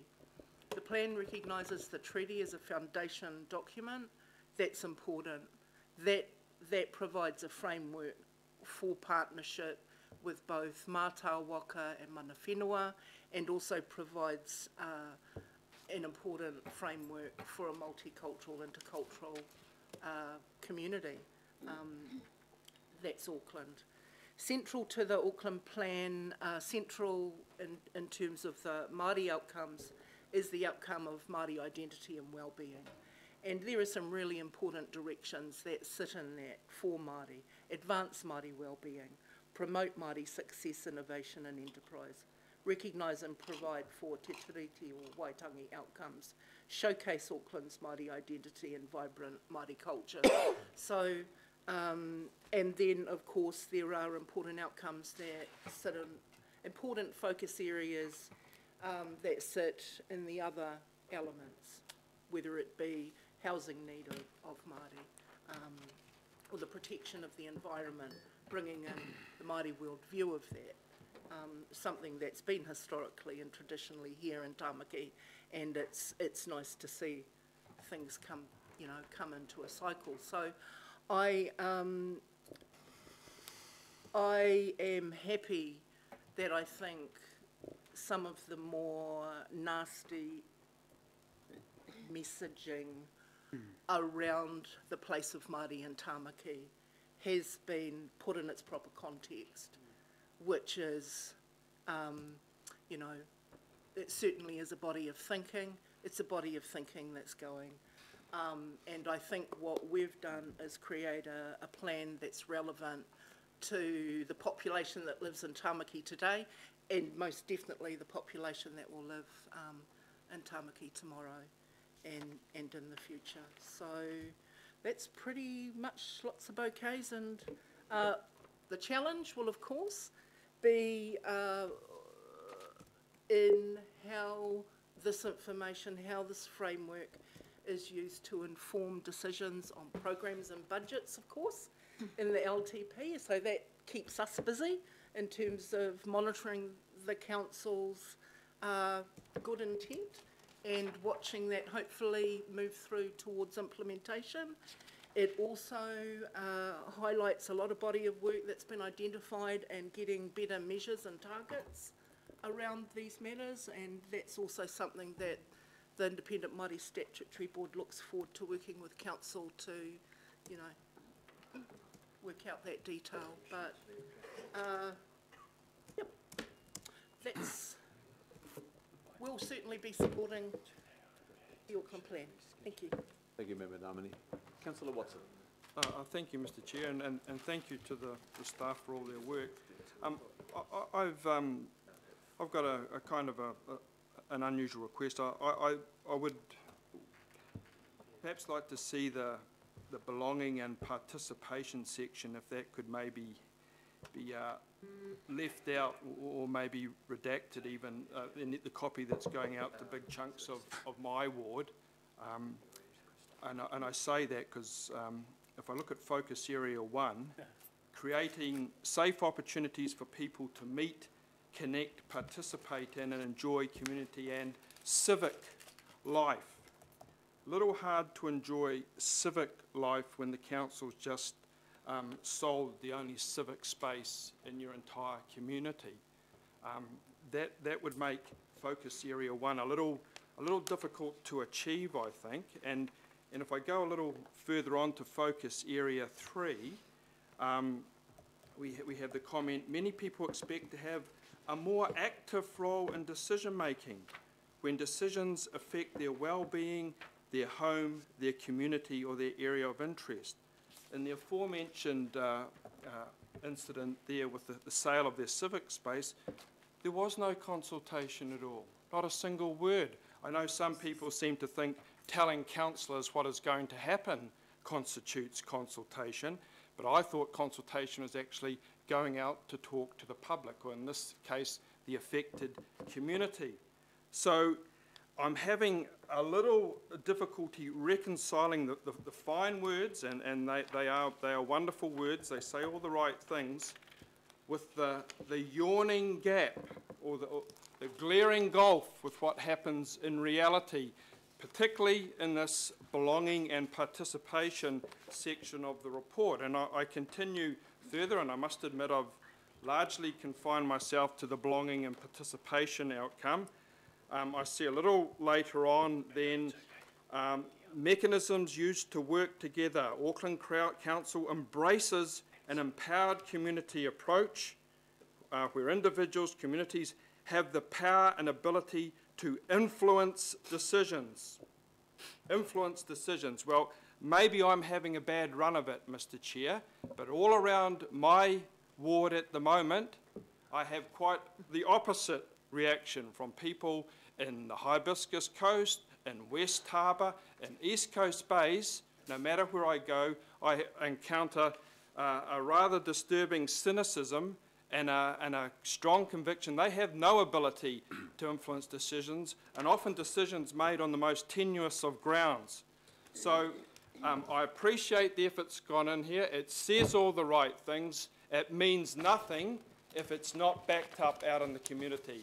And those instances I've just quoted now are living proof for that. So I don't want to rain on the parade, Mr. Chair, but I suspect if you talk to people out there, they would find some of these statements a little hard to reconcile with what actually happens in their community. And I feel obligated to make that point.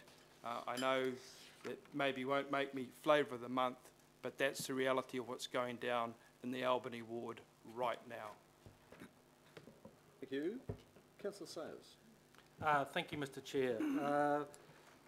I just wanted to highlight a concern that I have around perhaps Auckland's biggest issue, or being addressed, but perhaps a feeling that's diluted, and it not being the primary focus of this Auckland plan.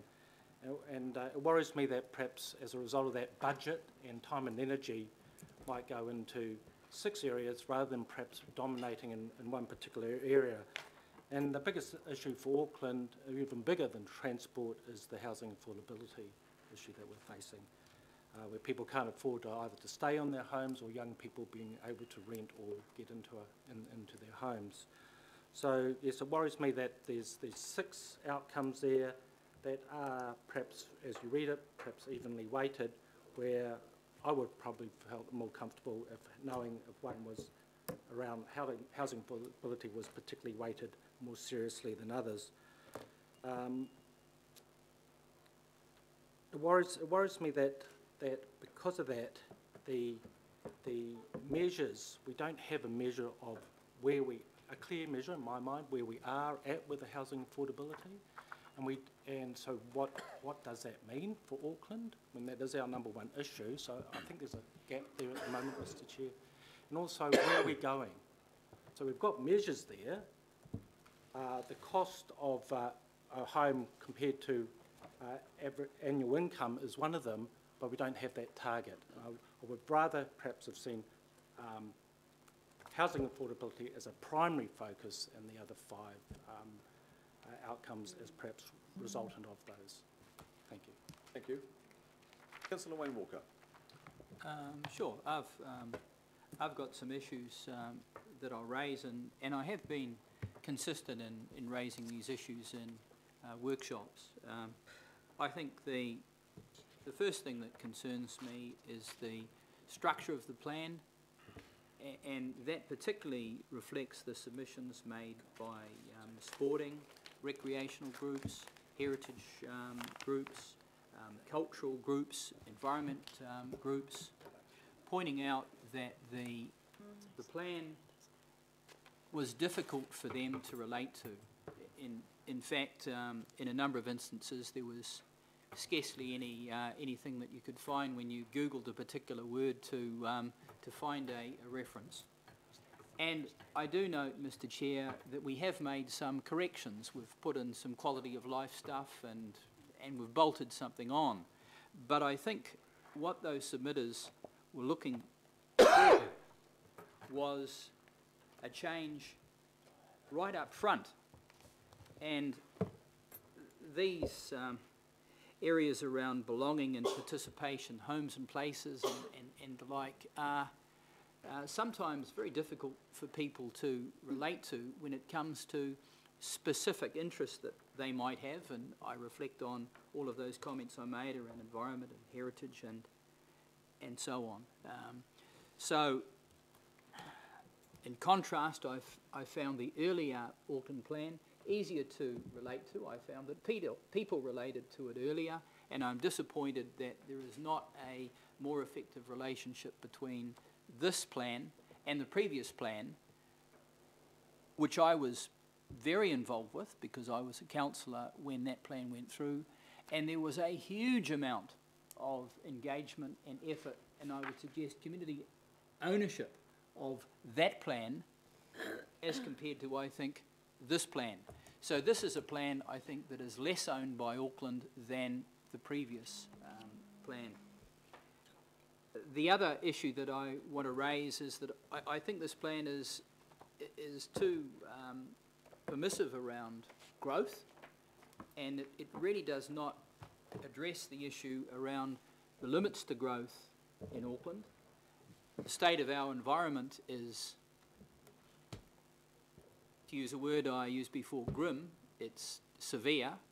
That goes to the Hauraki Gulf, but it also goes to the land, the sedimentation that we're seeing around our coastlines and the like is absolutely horrific. So I don't see the tension in here. I don't see the commentary on that. That historically was the case when we had the previous Auckland Regional Council, and I refer to the earlier plan where that tension was there. So this is much more permissive, and I did note that there was a commentary early up talking about, I can't remember what it was, how many millions, Jacques? 3.5, 4, 5 million population in Auckland as a potential scenario. And I would suggest there are some very real concerns around that because of Auckland's geography. And I guess the other tension that's not apparent in this plan is the sell down that's occurring in assets, strategic assets across the region. That's certainly happening in my ward. The trade that's occurring in respect of the legacy provision of assets, and thinking particularly in terms of park and recreation space. So the forecast going forward in Auckland, especially in greenfield areas and brownfield areas, is not good at all. There is a reference in the document about development and the like paying its way, but that's still not happening. And I think you know that, Mr. Chair. The development community is getting off very, very lightly in terms of the true costs of growth of a quantum order, which means that existing ratepayers are effectively providing a massive subsidy for this level of growth. And the faster that that growth occurs, the larger that subsidy is. So that is a very considerable strategic issue. I am encouraged that this plan is a digital plan, and I would hope that as a consequence there is an opportunity for Aucklanders to own it more than what I would suggest they do now. So I have very real concerns around this plan, Mr. Chair, as I've indicated on many occasions, and I have raised through some questions today. Thank you. Deputy Mayor Cashmore. Thank you, Mr. Chair. When you're building something, you always have a plan. Here we're not just building a house, we're building a whole suburb, and this is a complicated blueprint of how Auckland's going to move forward. And yes, it's had its controversies on the way through. And the old coffee table or doorstop version we had in the last term, that started off as an amalgam of the existing plans, was and is past its use-by date. And we've moved forward to a more modern interpretation of what we perceive to be Auckland's best future. And you don't get a really good sense of that till you actually go into it digitally. And I've been lucky enough to have a couple of cracks at that where you flow down through some examples and you get more detail. But the other point that's actually vitally important is the detail of each chapter is not siloed. It's actually cross-linked through to other chapters. So it's that matrix of information, that matrix of ideas and of concepts, that's the important part. And you don't get that until you actually navigate your way through this document digitally. So I'm really looking forward when we get the final version, the modern version, the laid out version, the version that can be moved and amended with ease in the future as the city migrates into new and better spaces. So thank you to everyone for the work. It isn't always easy, and sometimes blueprints have to be altered on the way through. And this one has been and will be in the future.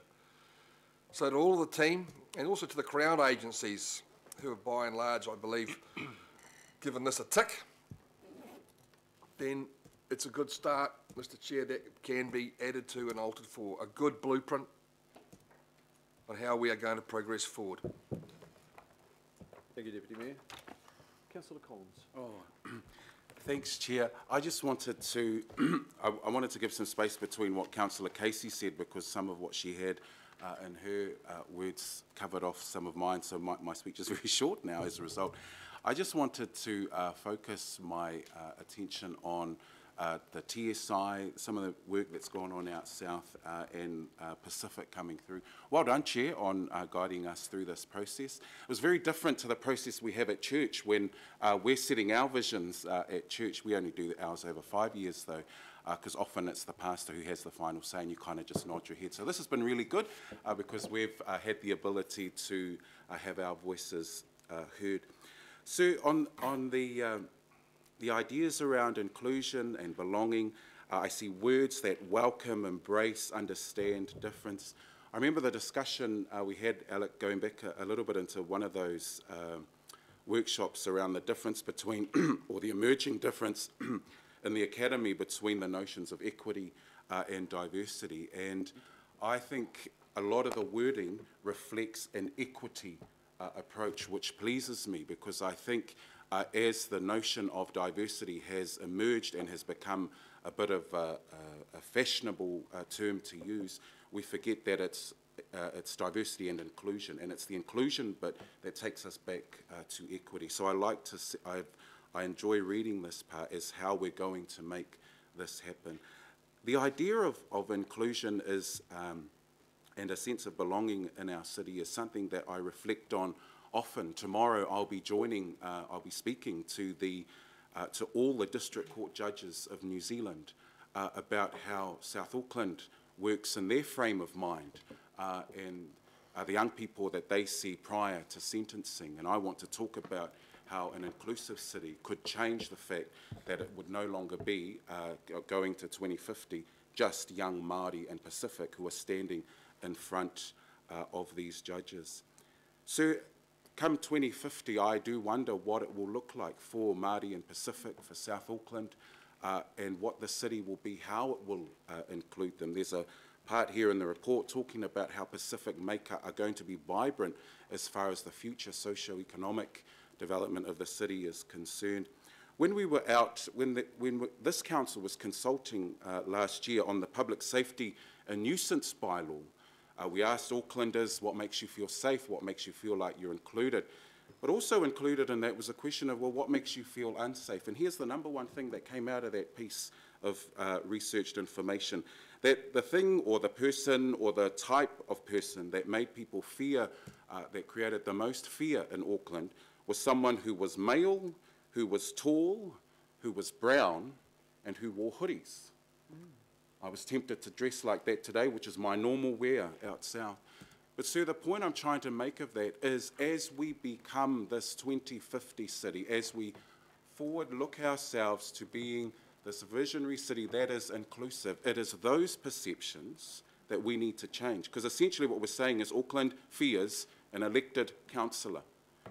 And we can change that by being an inclusive city, by ensuring that everyone understands, embraces, and welcomes difference. That we're not going to be, as I talked about in a session I led a couple of years ago, that we wouldn't be a city that is segregated by decile, because that's what school deciles do to us. They segregate us.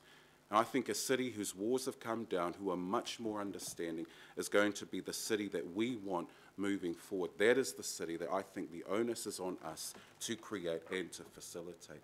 And so as we take a social justice approach, as we take an inclusive approach, as we take an approach that ensures that every person in this city feels like they're a part of it, feels like they belong, then I think we are creating the most livable city, notwithstanding the truth and the reality around homelessness that exists in this city. And I would remind this council again that 80,000 people of Pacific heritage are in that data of homelessness and overcrowded housing. That's the kind of stuff we can change. So I'm excited about going forward, and I'm excited that there are voices here that are going to be included in that. And can I just finish by saying we're talking a lot these days about matching the data. And there are 15% Pacific in Auckland, and we now have 11% of Pacific around this table. So changes are happening. Thank you, sir. Thank you, Councillor Collins. Enlightening words, and I think we can close the debate on those words. Oh, I did have Councillor Filipina again. Sorry, Chair, I have spoken, but I mean, it's just been brought to my attention after texting with Councillor Collins around the Southern Initiative, and I therefore have a question around it. Jacques, many months ago when we started this process, and we spoke about these, sorry, Chair, so if it's okay. Yeah, it's a wee bit irregular, so I'm breaking my I needed rules. To. Can I? Yep. I'm reminded of the rules and the standing orders. Is it a question that can be taken offline? Well, Because we've Chair, now no, completed because, the debate. No, and this is why I was reluctant to put my hand up again, and that is because if this passes, what happens in the Southern Initiative from my perspective? Can we pose the question to the staff? So that's why I was very reluctant to sort of put it there. So Jacques, I spoke to you months ago around the Southern Initiative, and especially in regards to the 6 priorities that were in the original, or the first, not the original, but the first Auckland plan. And there was a commitment by yourself that the 6 priorities would be in this particular Auckland plan. I've just been told, and Chair, you know, again, I've just been told that those priorities are no longer in there, but it's now sort of turned into a supportive role. And so, look, I just want to ensure, because Councillor Collins was the one that asked me about the Southern Initiative, and I said, no, look, those 6 priorities. Let's get an answer. Yeah, so look, Jacques, I've just been told now that they are no longer as priorities. It's there, and that the Southern Initiative will end up basically just being a supportive role. And I've read the plan, which I have in front of me. I assure you it's not lost. Jacques? There were no submissions on this section of the plan, so you will find on page 99 of the agenda is the bit on the Southern Initiative, and it clearly states the 6 priorities of the Southern Initiative. So there were no changes to that. Well, okay, I just want to be rest assured, because Page 99. looking at this particular document, it doesn't. It says that that you had spoken to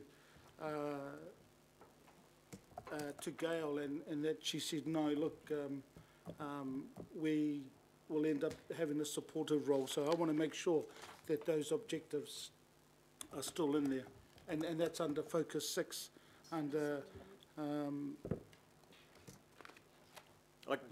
belonging and I can see it. participation. It's on 99. It's the supporting. I've got the documents here. Yep. And Chair, if you read there in further. black and white. Yeah, well, if you read further, it's got here how the Southern Initiative started, and then it's the highlights of the Southern Initiative. So I just want to make sure that those 6 objectives are still in there. And they are 6 priorities. Yeah, as I say, there weren't any submissions that required any changes to this, so Oh, no that's- change have been made. Okay, I'll It's all just... there. Okay, I think we need to conclude. Thank you for that last question. And the motions are there. I'll put it in all together, and I'll just take the voice vote. All those in favour say aye. Aye. The contrary, no. No. Record my vote against. Okay, well, who would like recorded? I heard a few no's there. Councillor Lee, Councillor Walker, Councillor Watson. Thank you. You can record mine if you want to, Chris. Yeah. And, well, it's not about for my want, it's your want. So we'll record Councillor Sayers, Watson, Walker, Lee. Through you, Mr. Chair. Question? I just have a question. I mean, there are... Sorry, I just need to declare the vote is carried and we'll record. Question. Just in respect of the recording, I don't have an issue with all of the items. Is it possible for me to record the particular things that I do have an issue with? Because you didn't give an opportunity to take them, obviously, one at a time. Okay. Councillor Lee, you're recording your vote against all the motions? All the motions. Councillor Walker? Keep it simple. Keep it simple. Councillor Walker, what are you recording your vote against? Well, I'm happy just to deal with that later with the officers. It's best if we deal with it now, because this is actually the meeting and you need to convey it. Councillor Watson? Keeping it simple. Everything? Councillor Sayers? Simple. Simple. Thank you. Going back to you, Councillor Walker. It's a bit complicated, so I'll stick with going against a lot. Okay, thank you. Just to make it easy for you, Mr. Chair. It's not about ease for me, I'm just wanting the record to be straight. That's good. Staff, fantastic. Thank you all. And we'll take I think we'll take a 10-minute break and be back here.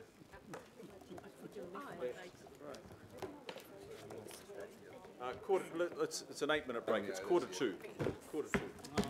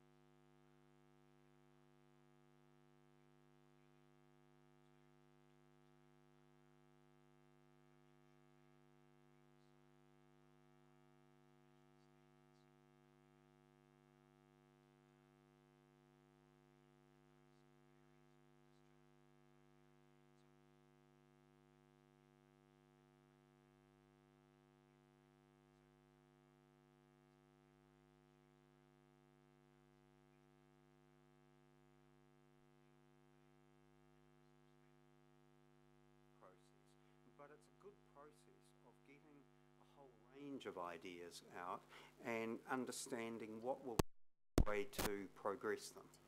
Kia ora. I think also of relevance will be what I understand is imminent treaty settlement negotiations around harbours, etc. So that's going to be another, I suppose, relevant. Yeah, I think it's an opportunity and a challenge. Yes, yeah, definitely. Yeah, exactly. And right. I was going to question, but I think having a working group with an IMSB representative on it might be the space to do that.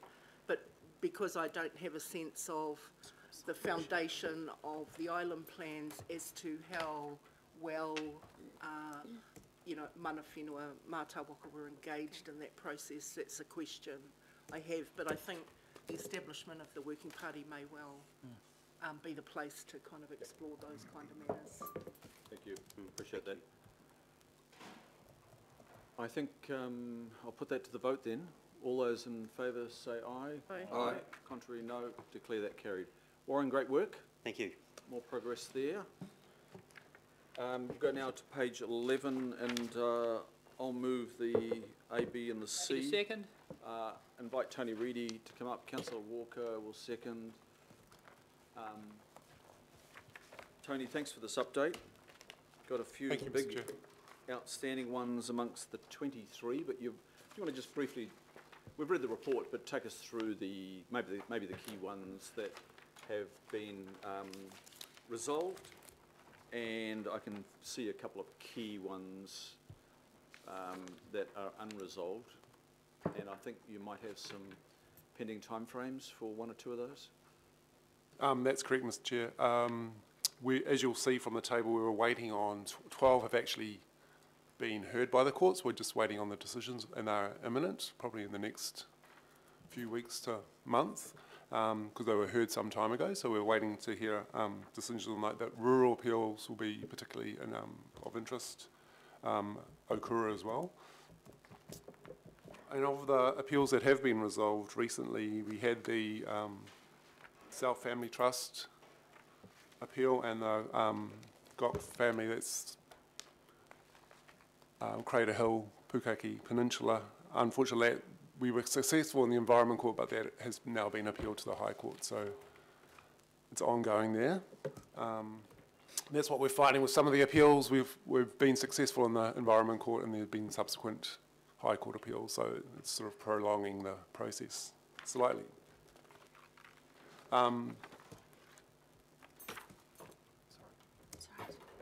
Also, the Ryman Health Care appeal, that means we're now, the residential chapter of the unitary plan is now fully operative, so all the appeals relating to the residential section have been resolved. Cool. And that's probably another key point. Thank you. Can we just, there's a Court of Appeal one that's outstanding, though the appeal hasn't been lodged. What limitation is there on that leave that's been granted to lodge that appeal? It's Mr. Franco Belgiorno. I know he had, the time frame was till the end of last week, so we'll probably be finding out in the next few days whether he did follow that through. It was a timing issue. He had until the end of May to lodge it. Okay, thank you. Well, it's great to see the operative plan just grow by the month. We're getting there, not quite there, but nearly. But we've got some big ones in there, particularly the rural subdivision. Okura in the north is a big decision, and of course there are other very important matters as well. And we have some challenges back through the High Court following decisions. So that's to be expected. It's all part of the process, and we just have to be part of the process. That's great. So put that to the vote, I think, unless there's anything outstanding, members. All those in favour say aye. Aye. Aye. Contrary, no. Thank you. Declare that carried. Thank you, Tony. Thanks a lot. Then we go to 12, and Member Simpson, you would like to move. Do I have a second, please? Second. Councillor Cooper would second. And I'll just get the right staff up here. Who have we got? No? No. Must be straightforward. I just pause a minute. the text and he's not here. Pause a minute. tell you what, how about we just park that one and we'll go to 13. Now, I don't think this needs support from, well, just... Here's the grants team. Hey, you grants team. Come on up. Mary and Samantha? Yes. Thank you. We've received your report and it's very thorough and your recommendations are clear. The criteria you use are absolutely perfect. Thank you for that. And we've moved the motion and we've had it seconded.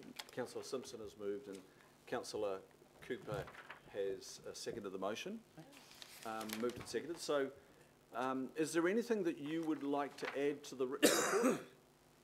No, I don't think there's anything we need to add. Thank you.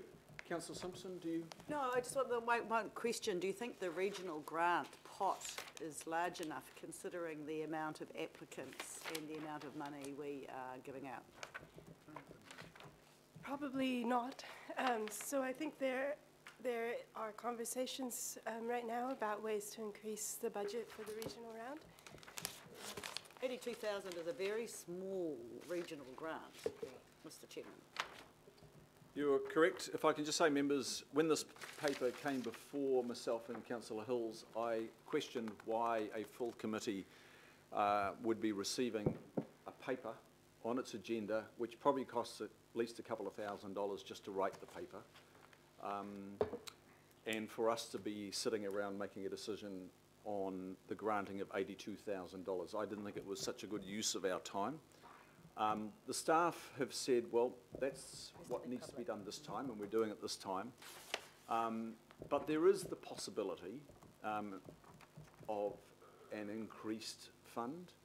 And I think if that fund does become more substantial, then I think we should have oversight of it at this planning committee. My suggestion, though, if we did not make a decision at a future finance committee, then it is more appropriate for staff to make decisions on a sum of $82,000, as it has been for the last couple of years. But there is the possibility, not confirmed, that there will be a paper coming to finance on whether this council wants to consider a larger grant fund. Okay, you've said that there are conversations and that's good enough for me. We'll wait and see what happens with the annual plan. Thank you. Okay.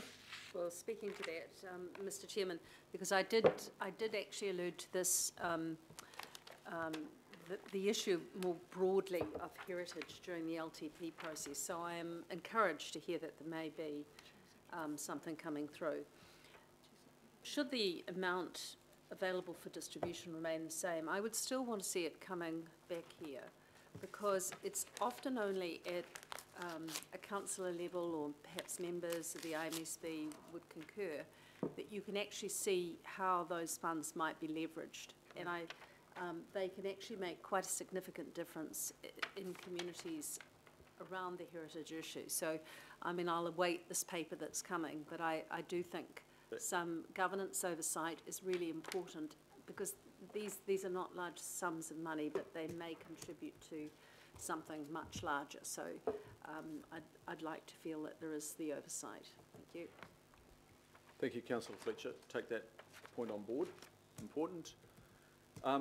Terrific guidelines.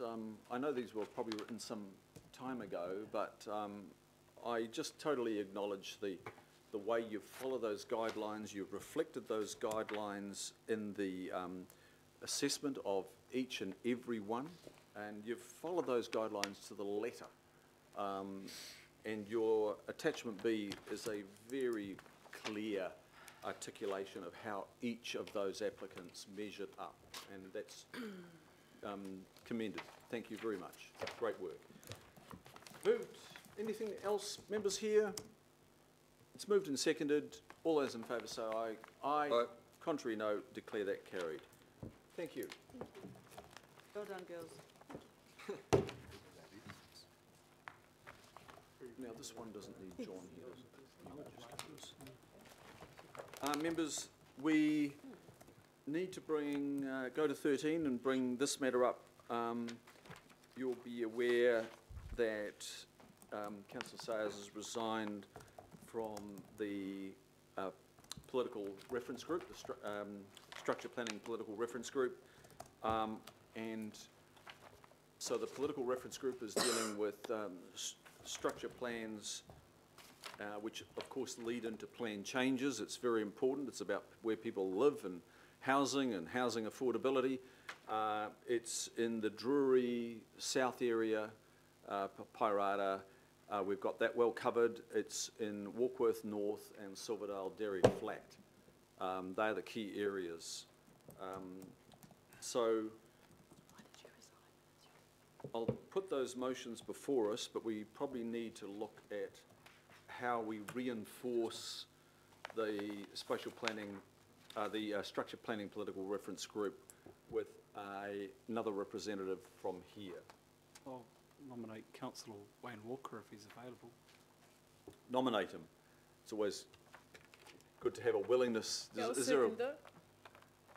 you'd like to be on it, Councillor So I'm Walker? seconding that. Oh, I need to get the acceptance of the Oh. councillor first. Has this been canvassed, has it? Yeah, they worked out a sneaky little deal before the council meeting. No, I, not at all. I prayed on this issue about 15 seconds ago. He was Councillor Walker, would you be Getting religious on prepared us. to, It's completely it does take weird. in Fridays. a little bit of Silverdale. It's complete news to me, Mr Chair. I can assure you that there hasn't been any communication that I'm aware of prior. Well, Councillor Newman's very good with his emails, and I'm sure So there's one in your I'm- inbox.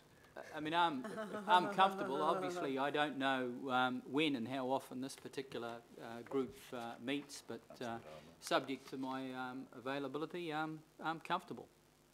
We meet for probably once every 6 weeks, approximately. For about 2 hours. For about 2 hours. On a Friday. Yep. Okay. Speak now if I ever hold your peace. So, am I hearing an acceptance there, Councillor Walker? Yes, I mean, I'm not sure as to my availability on an ongoing basis. I'm making the assumption that a lot of the information is digital and it goes backwards and forwards. I don't know. I don't know how you operate, Mr Chair. Well, Whether you even operate is remotely. in a room with our staff and we thrash the things out, and it's a good, healthy group. Actually, it's got some good people in it. So you're most welcome to participate. Yeah, If you would accept. Do you have alternates?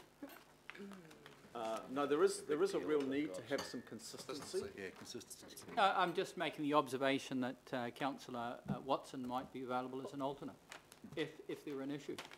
Happy for that. I think we need consistency. Okay, 'cause I'm not suggesting that there isn't consistency, Mr Chair.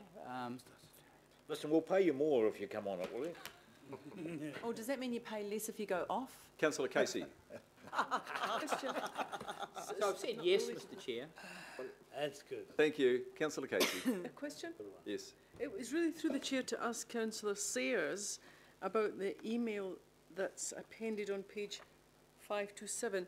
I'm a member of the Strategic Procurement Committee. I'm not a member of Audit and Risk, but I do attend the meetings, and I don't know anything about the Structure Planning Political Reference Group.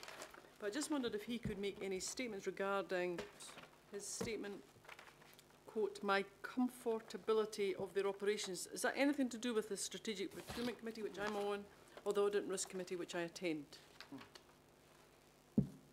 I don't really want to oblige Councillor Sayers to answer that here. It's not normal that a councillor in a meeting like this asks a question of another councillor, but it's totally up to Councillor Sayers. I'm not, and Councillor Sayers, I think that's been addressed with the Mayor directly. It's also been debated with the governing body committee. I think I'll just leave it where I left it. Thank you. Okay, thank you.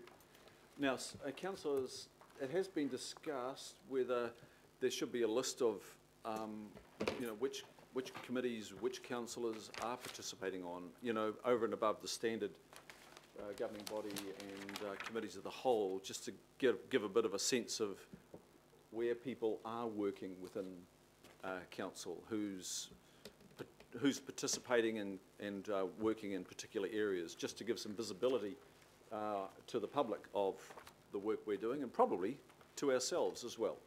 Councillor Hulse. Thank you, Mr Chair. You read my mind. I was just going to suggest that that might be a good idea. I've read Councillor Sayer's email, but I am just worried that we are concentrating the work into fewer and fewer hands. You know, for those of us who are here from 7 in the morning till 7 at night, at least, pretty much every day, I'm worried about the workload that some of the councillors are taking up. So I'm not too sure, with the greatest of respect, should we not ask for a valid reason? I don't know why Councillor Sayers is turning this down, and Point of order. Well, hang on, point I'm of just order, Mr Chair. Point of order. I need to take the point It's of a order. question. Point of order. It is irrelevant. I refer you to Standing Order 1.7. It's irrelevant. This is about appointing somebody to the committee, not the reasons of my resignation. I would ask for an apology and withdrawal by Councillor Hulse. It's a good point of order. Look, I'm not sure whether I heard a criticism. I heard a question. I heard a question, Councillor Sayles. I didn't hear a criticism. Question is irrelevant, Mr Chair. Ask for your ruling on it or take advice. I think it's fair to, for the member to ask the question, because there is actually a reason given in the email, and the councillor is permitted to ask a question on anything that is before the meeting, and that is on the agenda. And I just had to have that on the agenda. I don't really need to pursue that any further. I think the reason why, and I certainly won't withdraw and apologise, I think it's an entirely reasonable issue to raise, given the fact that some of the most busy areas in our entire region are going to be up in this particular council's area, councillor's area, where structure planning is going to be one of the most important pieces of work going forward. And I'm just a little bit concerned that we are a voice down for a particular area. So that was my reason. I just wondered if there was a conflict or an issue. It's just unclear to me in the email from the councillor why the resignation is taking place, and I restate my concern that fewer and fewer councillors are doing more and more of the work, and I think your idea of actually having a list of who's doing what is really important. Everyone has times where they have illness or family issues or other considerations. I didn't see that raised here. Okay, thank you. Deputy Mayor, can we give your office the job of just constructing that list of, because I think you were doing some work in that area, maybe related to it? That's the mood of the meeting, Mr Chair, certainly. Thank you. Can we just note that? I don't think it needs a motion or anything like that. And can we just, in the B, can we delegate it to the, if it is required, to the Chair and Deputy Chair? And Councillor Simpson? Mr Chairman, I was just going to make a comment on the listing of who's on what committee. And just, I wanted to make the point that it's the Mayor who initially asks people to be on those committees. So in some respects, I take the point, a little people on it a lot, but in some respects it is the Mayor's call. And it is always, as councillor, your call as to how you feel that impacts your workload. So I'm just a little bit nervous about, it looks as if this is the Mayor's ask, Just be very careful what we're doing here. And the Mayor's not in the room. He hasn't got the right to reply either. So just, he does determine, it's one of his only delegations. He does determine who's on what. Can I just correct you in part? The Mayor does so for the committees of the whole. I think there might be maybe one or two others, but this is a call of the Planning Committee. So this is a little bit different, but you were talking about who's on what, It's just a summary, yeah. Yeah, so I'm just making the point that even those other committees, like he's put me on things that, I haven't necessarily volunteered for, but it is his decision who he asks to be on those committees. Okay, thank you. Councillor Newman. Yeah, So we have a mover and a seconder as we've got there now. Who moved it? Yourself, Councillor Newman. Sorry to interrupt. It is moved and seconded by Councillor, was it Filipino? No, it's Casey. I'm happy to move this motion. I'm happy to move the resolutions under 13. Chair, I actually am not quite sure why attachment A on this report was necessary. I would have thought that there was simply a resignation, and that the process here was an appointment. I think that the email was probably unnecessary and could be unhelpful. I want to say that with respect to the structure planning political reference group, it has been a very useful forum for a discussion about issues that will have to inform the structure plan, which then drives the subsequent plan change that will be required. For my own participation in that reference group, actually the areas in the south which are affected are not in my ward. They are right on the boundary, but I have been, and officers will attest to this, I have been all over this matter because I see it as critical, not only from a perspective of a ward councillor affected, but this is a regional issue. But even for those councillors who are not on the reference group, there is ample opportunity to avail themselves of the officers who will be informing the structure planning process, and I'm sure that Councillor Sayers will do that because he is fastidious in addressing matters pertaining to Rodney. I just want to make a comment, Chair, about the availability of councillors and their workloads and what have you, and just say that I think that this ought to be treated with some caution, because there is a risk here that this becomes a bit of a straw man for reflecting people's comments about colleagues, whether they like colleagues or not. The presumption is that every colleague around this table works hard to the best of their ability for the betterment of their constituents and Auckland, whether or not people like them. You know, democracy means that the people are always right. So I would, I would say that if there is going to be a sort of an attendance list, a sheet of who's doing what, where they're doing, my question would be, for what purpose does that information exist, and what is the context for that information? And it better be informed, I suspect, by the work that people are doing beyond that list, because I'm sure that that information sheet will not contain everything that everyone else is doing. And I can say that beyond all the work that I do with the committees and forums and groups that I'm part of, there's a packet load of stuff that I'm doing that is and there'll be lots and lots of people around this organisation who will be aware of how hard I'm writing them in terms of service issues and maintenance issues in my part of the world. So I'm happy to move this recommendation, Chair, but I hope that this isn't a Trojan horse for an unhelpful discussion about the sorts of activities that colleagues are doing, because if that's what this is about, then I can guarantee there will be people that will reflect on that in terms of what they think about individual councillors, and there'll be other councillors who will say that that's not appropriate, that's just frankly heading into the realm of unhelpful politics. Okay, thank you. And no, it's not a Trojan horse, and over the weekend somebody approached me, just as by example, said, oh look, I need you to sort this, and I realised, well, no, I'm pretty sure there's a specific working group that looks at that item, right. But I'm not on it, and I could not think of who was on it, and I couldn't find a document that actually guided me to who are the names that are responsible for that particular body of work. So that is as simple as it is, and I don't expect it to be more than that. Okay. Thank you. Member Hanawe. Kia ora.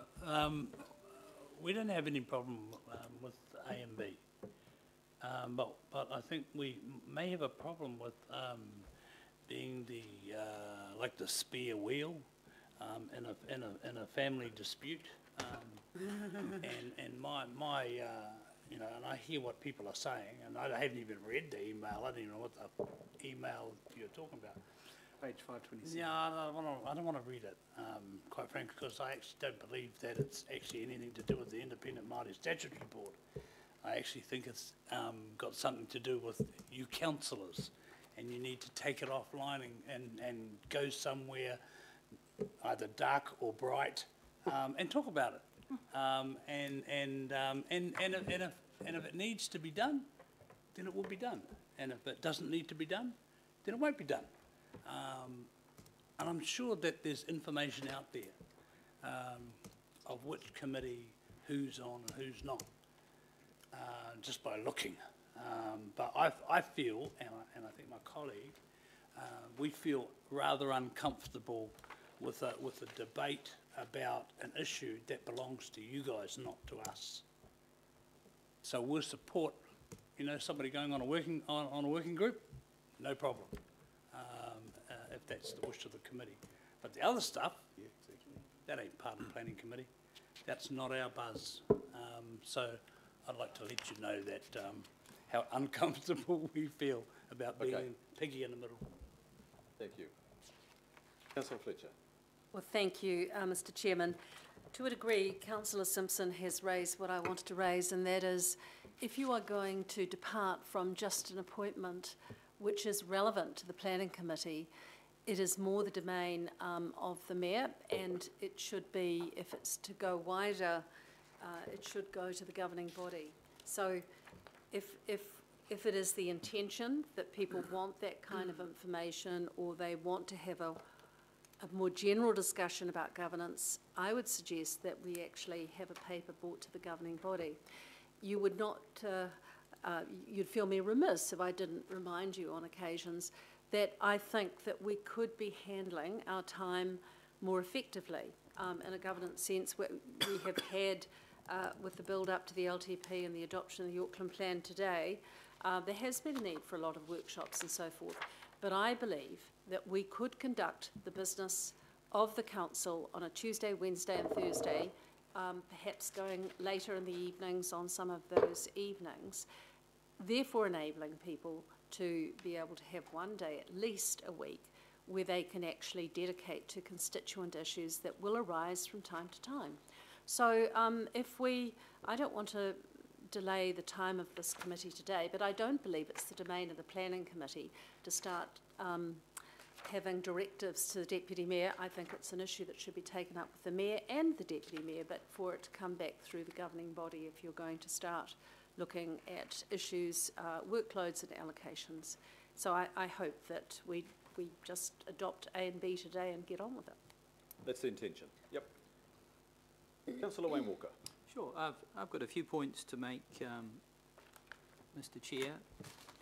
And the first is that, well, certainly I agree with the comments that Councillor Fletcher made, and I would suggest that yes, it is desirable to have a paper brought to a governing body meeting around the general issue of appointments. My own experience is that there's quite a degree of hypocrisy, inconsistency and lack of protocols around this matter. And just dealing with that, any appointment of mine to this reference group, and in fact any other reference group, is contingent on my being appointed by the Mayor to the Weed Management Political Working Party, which I have requested in the past, which I led out in an earlier term of council, and I continue not to be on that. I take that as a significant slight. So I just want to reiterate that my appointment is contingent on that.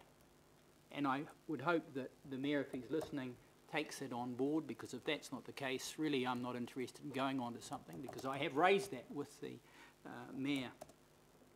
As far as the issue around councillors' attendance and the hours that they put in and the like are concerned, I'm mindful, because I was a Rodney District Council for I think a good decade, longer than that, that if ever there is an area in Auckland where there are considerable distances that you have to travel. Sometimes it would take me more than 2 hours to get from one part of the ward to another, sometimes nearly 3 hours, which was pretty considerable.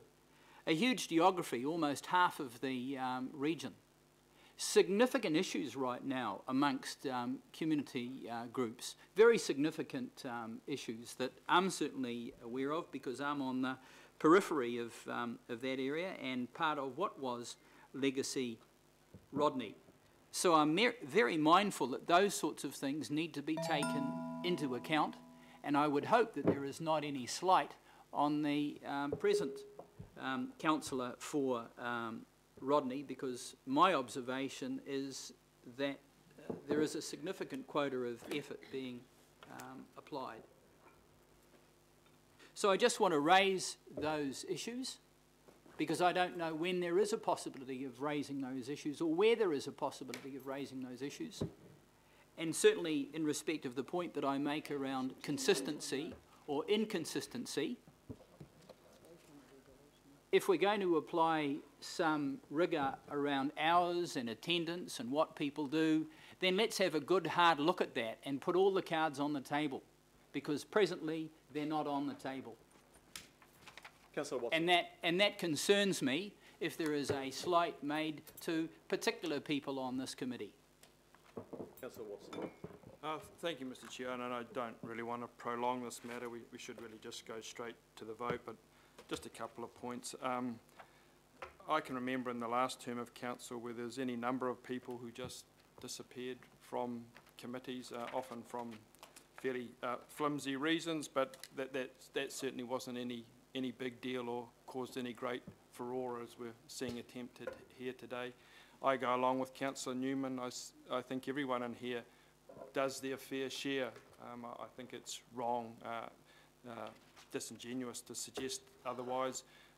The wards are very different. I don't want this to become a meeting attendance assessment of councillors. It'd be a lot easier for me just to come in and tick all the meetings, but the unfortunate reality is I've actually got a lot more important things in my particular ward that I should be dealing with that are way more significant than a number of the workshops and meetings that I'm almost feel compelled to attend.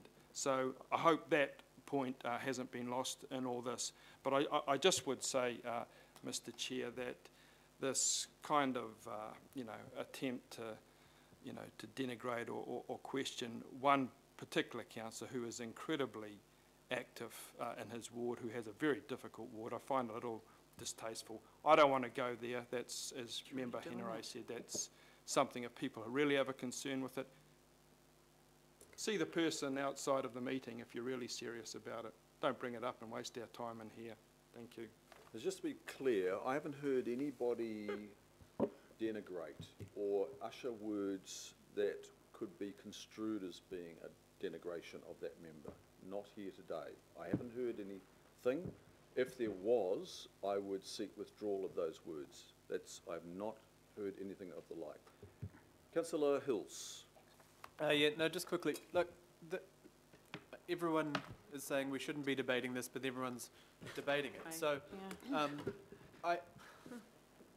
I don't think this is a conversation we should be having in public, but to be honest, the first time I heard any of this was in the NBR, some serious allegations about committees that I'm on. So I think that despite this email being in here, it was actually in the media prior to it coming here. And actually on one of our committees, staff had to spend 10 days dealing with an issue that was in that media statement. So this is separate but connected, and it affects all of us if we're all having to sit on, go on different committees and things like that. So although I don't want to be debating this, I think it affects us all when things change within committees and when things are said in the media and on social media. So yes, so I support Wayne Walker's, Councillor Wayne Walker's appointment to this, but I also support the discussion because I think if it wasn't put out there in the media first, we probably wouldn't have discussed it. But when serious things were said during this process of coming off committee. I think we're getting off track. Thank you. Okay, just keep an eye on the motions before us, and councillor Filipina.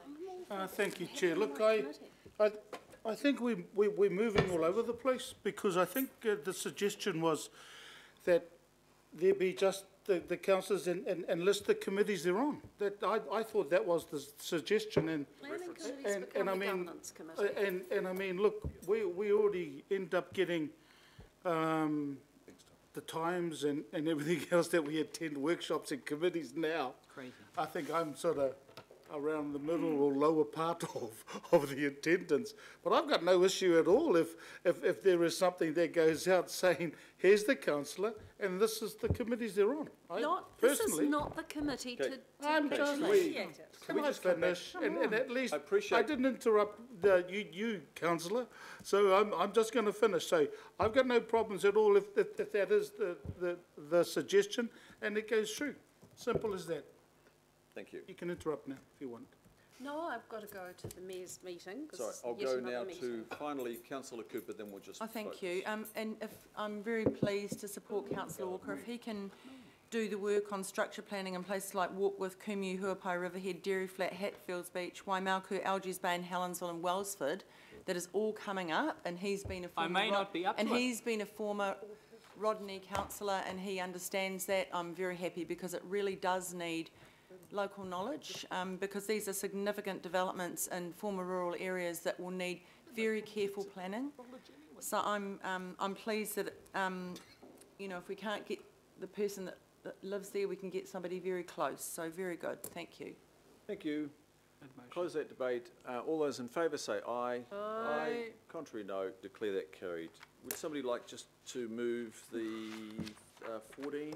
I'll move. Second. Councillor Cooper, Councillor Bartley, second. I think that's procedural. All those in favour say aye. Aye. Contrary, no. Declare that carried. I actually had a question for A question. I'll just, Why I put my hand up. just hold, sorry. I didn't say aye either. Question from councillor, I'll go back. I didn't say carried, so councillor Bartley. Thank you, Mr. Chair. I just wanted to ask about, in the attachment, there's Tamaki redevelopment, and I wanted to ask about the oversight of Tamaki redevelopment,